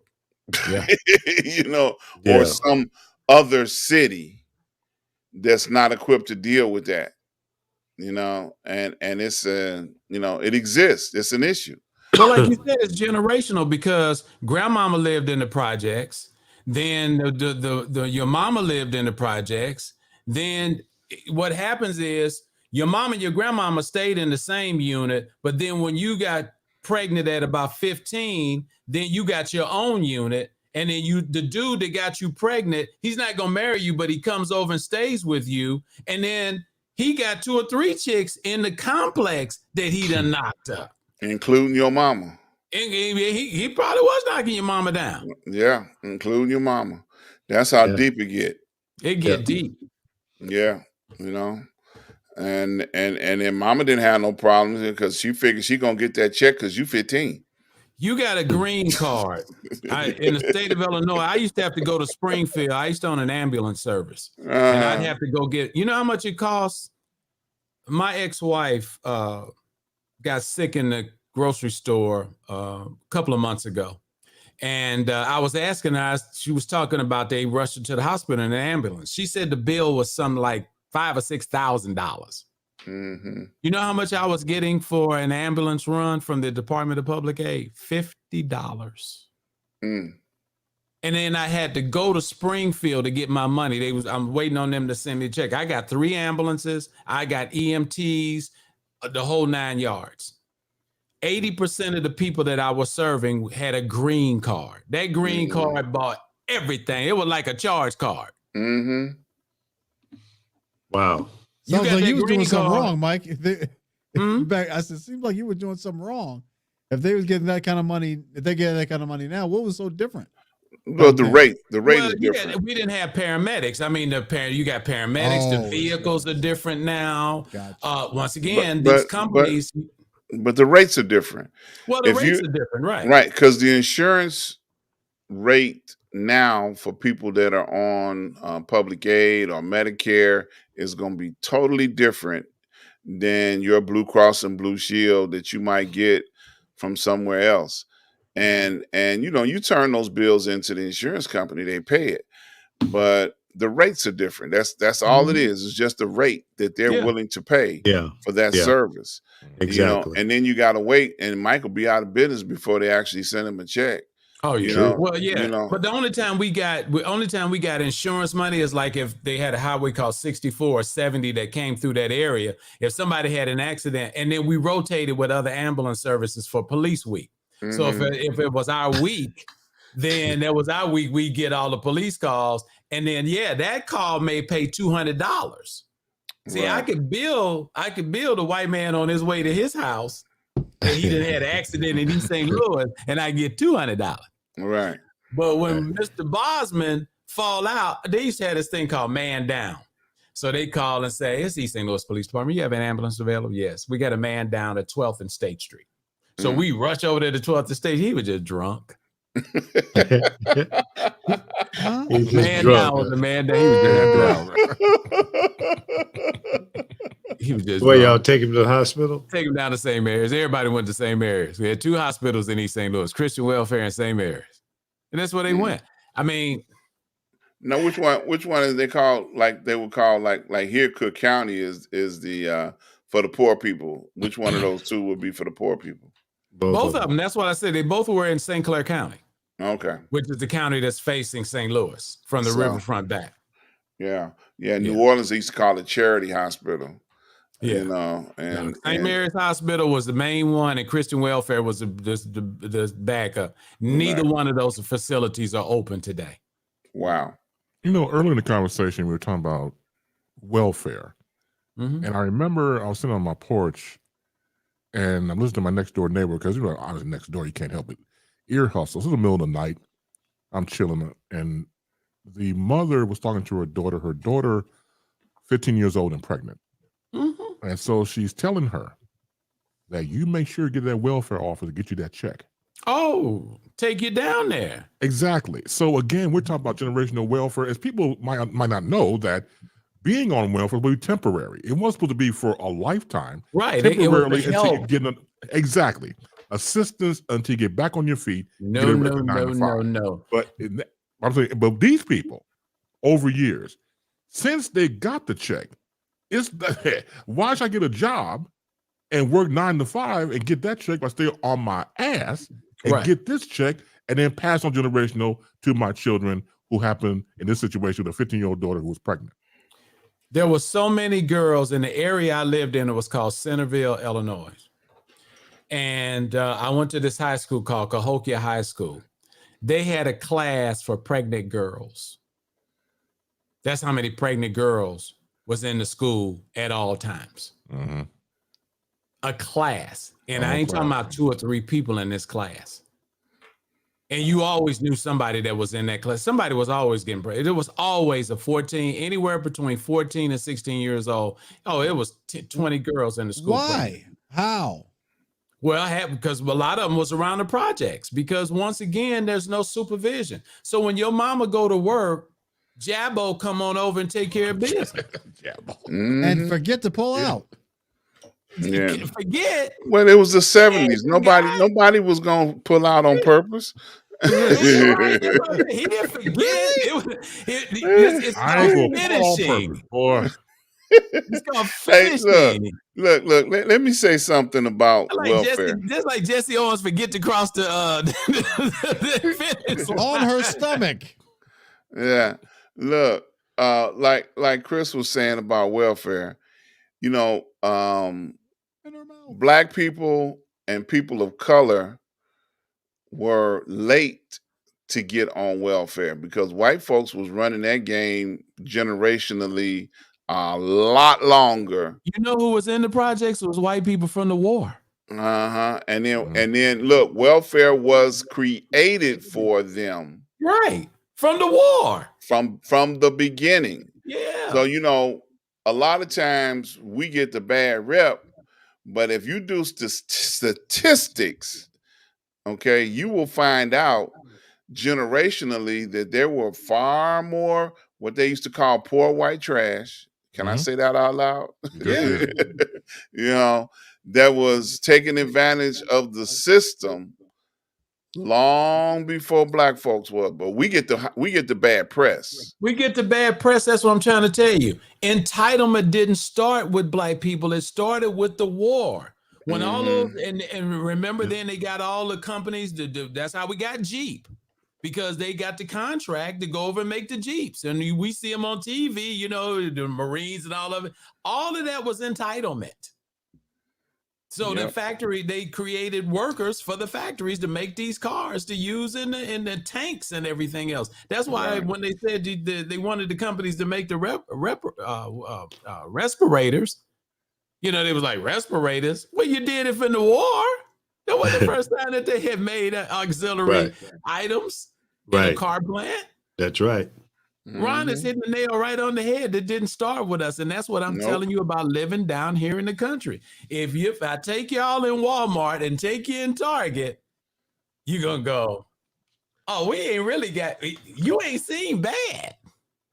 You just don't see it until you go somewhere where they can't help it. But the only thing that they survive on is they will take their ass to the polls. That's why they get most of this craziness through, because that politician is scared to death. If he don't do something, they won't elect him in. That's why the insurrection crew got addressed the way they did, because they were the ones who were sitting down here with their guns, sitting in these 90-degree houses, leaning sideways. Let me tell you something. They got trailer courts down here. Now, everybody's seen a trailer court before, right? With a single trailer court. The new trailer courts have the trailers that you pull on the back of your car. Right. Yeah. The small ones. And people are living in that. Yep. Down here. I see it every day. Yeah, it's true. Because they're affordable. Yeah. It's affordable. Yep. So don't tell It's me funny nothing. because I've been looking at those because I want to build a mobile studio. And you know, travel across the country and broadcast, you know, online and do my thing. And it's amazing. You can get one of those, you know, depending on the age of it, for $5,000. You know, and all the way up to over $1 million. Yeah, the ones that look like tour buses. Those cost. Oh yeah. Yeah, no, these ain't the one that look like the tour buses. These are the ones you pull on the back of the car when you going fishing. Right. Yeah. Okay. Look, last year, y'all don't know, Lee was talking about buying a school bus and moving on that school bus, taking his whole family, dogs and everything. I saw somebody, you know what? I saw somebody who converted one. It's converted a school That's bus. a big deal right online, now. Call them schoolers. They get those old yellow school buses and gut them, and I mean, some of them are really nice. Yeah, and they're big. They're big inside because there's plenty of space. Yeah, and they sometimes they do a double decker to extend it higher, and I mean they've gotten really creative. Go on YouTube and look at some of those things. I've seen some. That's what I was saying. Yeah. Start out with the tiny homes, and it's amazing. Yeah. Well, but anyway, think about it, if you're an adult, how much space do you really need? It's just you and your. Well, that's true. When you get to a certain age, you don't need 5,000 square feet anymore. That's why I was trying to tell Mike when he bought that big old house out there in the country. I said, Mike, you don't need all that space, man. Downsize. Get you a 900 square. Dude, my house is only 1,600 square feet. Trust me, I ain't got the one like I had in Columbia. I had 3,000 square feet in Columbia. See, but 1,600 is big to a lot of people. Hey, I'm gonna tell you, it's just got enough room for me to be up in here, and I got 4 beds. I'm telling, it's not tight. I mean, it's got enough room, but just like when I was first recording with you guys, and you could see my kitchenette, my kitchen in the background is like a kitchenette. Did you get that email I just sent you? Yeah, it just popped up on my watch. Put that picture up. Hold on. Yeah, I got 1,671 square feet. I ain't living in no big house, but I love the size of it because it's perfect for me. Right, exactly. Well, what are you about to go ahead? No, I was going to say while he's bringing the picture up, I must say that Dallas won 27-17. Go Cowboys! Yeah, so you notice the sadness in my voice. I can't. My nose runs for you, brother. I know. Notice the indifference in my voice. Yeah. No, well, I'm a New Orleans fan. When I lived, when I lived in New Orleans, I saw the loyalty of their fans. Them Saints fans ain't no joke, boy. They are loyal. They get beat up on all the time. They used to get beat up like the Bears, boy. The Bears get beat up on real bad. But they ain't getting beat up bad as Detroit. I don't think Detroit won a game yet. Not yet. And Chicago almost lost to them. Yeah, you're right. Damn. They almost, but they pulled it off at the last minute. Well, Jameis Winston, it made a difference in this game. We don't wish any bad luck on anybody, but thank God he wasn't playing because this would have been a lot more competitive game. And the thing of it is, I don't, that's why you have backup, players, and these companies make a lot of money. I mean, these teams make a lot of money. They can have a lot better backup players than they actually spend money for. Mm-hmm. But when you putting out money like Dak makes $60 million a year, that's a lot of money. Look at Russell Wilson the other day. I mean, that wasn't he was sad. Now that picture, that's a trailer park down here in Dallas. And see what that's what they living in. That's the new mobile home. That's what, and they all over the place. These ain't resort. How you go to some cities and they have like the little resort thing. You come in, people live in those with families. Look, I'm looking at a pickup truck, SUV, and a motorcycle. Yes, they got running water. They got running water and electricity in those spots. Yeah, they hook into shore power, right? They got pads. If you look at it, see they're sitting on pads. Yeah. Yep. So that's why I said I took that picture because I'm saying let's get away from this thing where we think that they ain't holding us back. We holding us back because if you live in the projects, you living better than that. How many square feet could that be? Mm-hmm. Seriously. Yeah. And the one in the middle there, that's called a fifth wheel. You got to have that's a fifth wheel right there. Yeah. You put them back in the pickup truck. Yeah. But it means some of them are nice inside. They're well built, and they have all the conveniences. They have a bathroom and washers. Some of them have washers and dryers. Yeah, you got everything compact. They got everything you need. But especially for a I'm like I said, once again, not to repeat myself, but to repeat myself, it doesn't make any sense that we taking ourselves out. And that's a great story that you brought up tonight, Ron, in reference to this crime that's going on in our neighborhoods, because we don't have to be living the way we living. I ain't ready to blame this on white folks. We live in this way because we too busy worrying about living comfortable. And if they can live at that level and at least you got a house, take care of your house. That's right. Wherever you live, know who the hell you voting for. If you got to lie, if you can't get off from work, call in sick.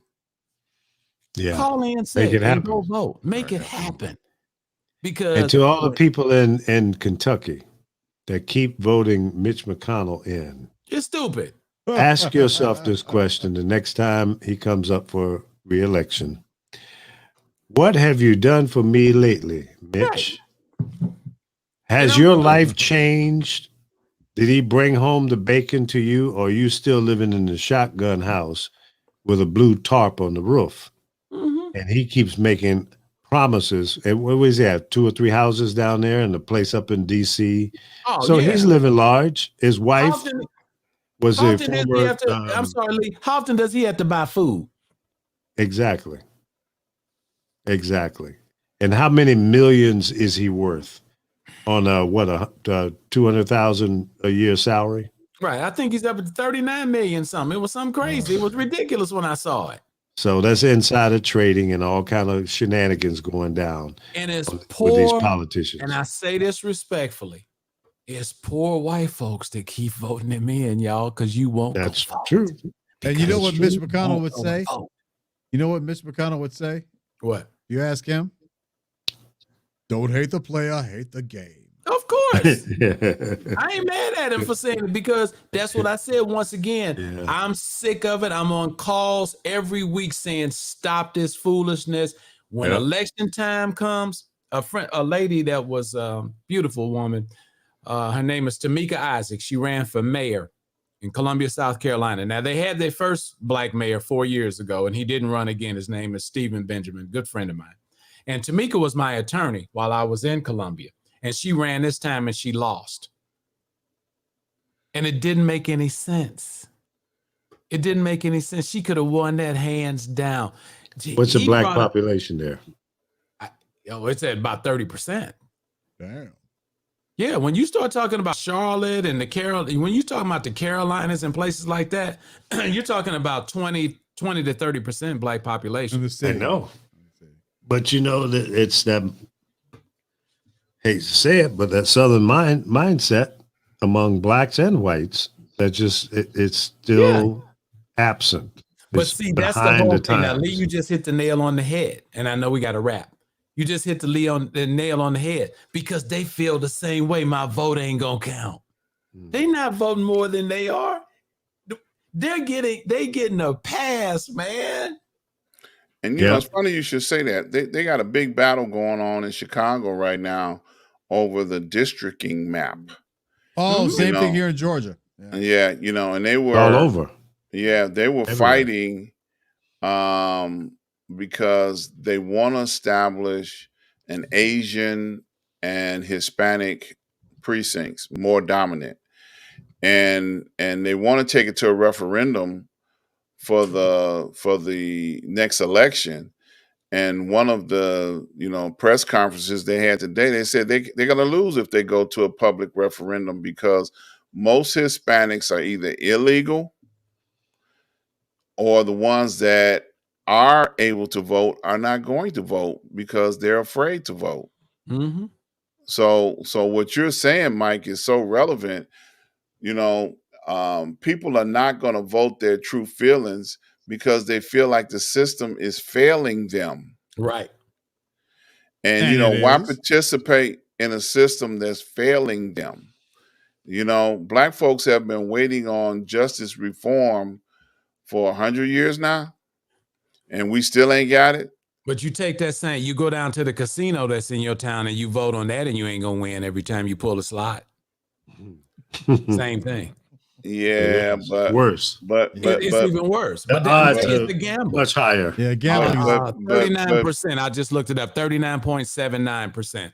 But folks that participate in supporting casinos, they are another group of people that buy the pipe dream. You know, they buy the hype. Oh, I can win. That's why they go to Vegas. Like the lottery. Yeah. That's why I go to Vegas. Voluntary checks on the poor. You know, they go to Vegas. What's it up to now, Lee? 200, almost 300. Let me see. I'll tell you real quick. All right, we're going to wrap it up, but let me go ahead and give you this report on the lottery. Yeah. Don't drink the Kool-Aid. Powerball is 278 million. Mega Million is 112. Wow. Super Lotto I'm gonna have to play. only 8 I'm gonna have to million. play now. Wow. Yeah. When it gets up to around close to 300 million, I play. Yeah. Just so I can dream for a couple of days. My threshold is 100 million. Is it? Okay. Yeah. But I need 100 million because see, Mike Love still want to own a radio station. And I want to finance it for him. You could probably get it a lot cheaper nowadays than that. Oh yeah, definitely. We gonna own something bigger than a radio station, but it's gonna have something to do with radio. I'll just say that. So what's your budget on tickets, Lee? I mean, when it gets up to close to $1 billion, I might drop 100. 100 grand. Talking about 100,000. No, $100. I did that one time. I'll never do that shit again. I do 20 as my max now. Yeah, I've hit 100 a couple times, but maybe a couple times 50 or 60, and but generally 10, 20. Yeah. When it gets over $500 million, then I'll drop 20 I have not seen anyone win from a major city. I'm trying to figure out. That's why when I'm traveling, I stop at every little podunk town and got a little gas station. That's where they pull no, you know what? I think it was the $500 million winner was in San Jose, California. Mm-hmm. It was a big city. Mm-hmm. Well, that's one of few, but most of them. That's just the one I can remember. Right. Yeah. Right, fellas. Another great show as usual. Great dialogue and information, sharing our experiences and trying to help and encourage other people. And help us out by like what we're doing. Hit the like button, share it, and subscribe. And definitely go to I wasn't able to share that for you. I'm not talking to you. Don't make me go Uber Lee on your ass. He couldn't have planned that any better. You got too many women in the house, boy. Why did that cut on like that? Oh man, that was good. But what was the buzzword that woke her up? What, I don't understand. Share.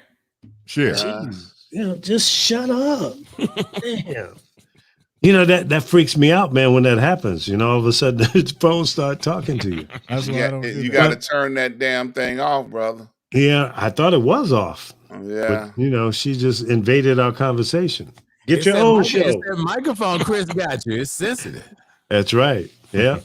Well, listen, thank you guys for being patient and hanging in there with us. All those that came in the beginning. And if you're still there, we love you. We love you. We love you. And tell a friend. Pass it around. Pass it around. Tell everybody about the show. And any final words, guys? See ya. Peace. See ya. Peace. Much love. See y'all next week. Adios. Each one teach one. Take care. And that's the name of the game. Each one teach one. Yeah. And God bless all.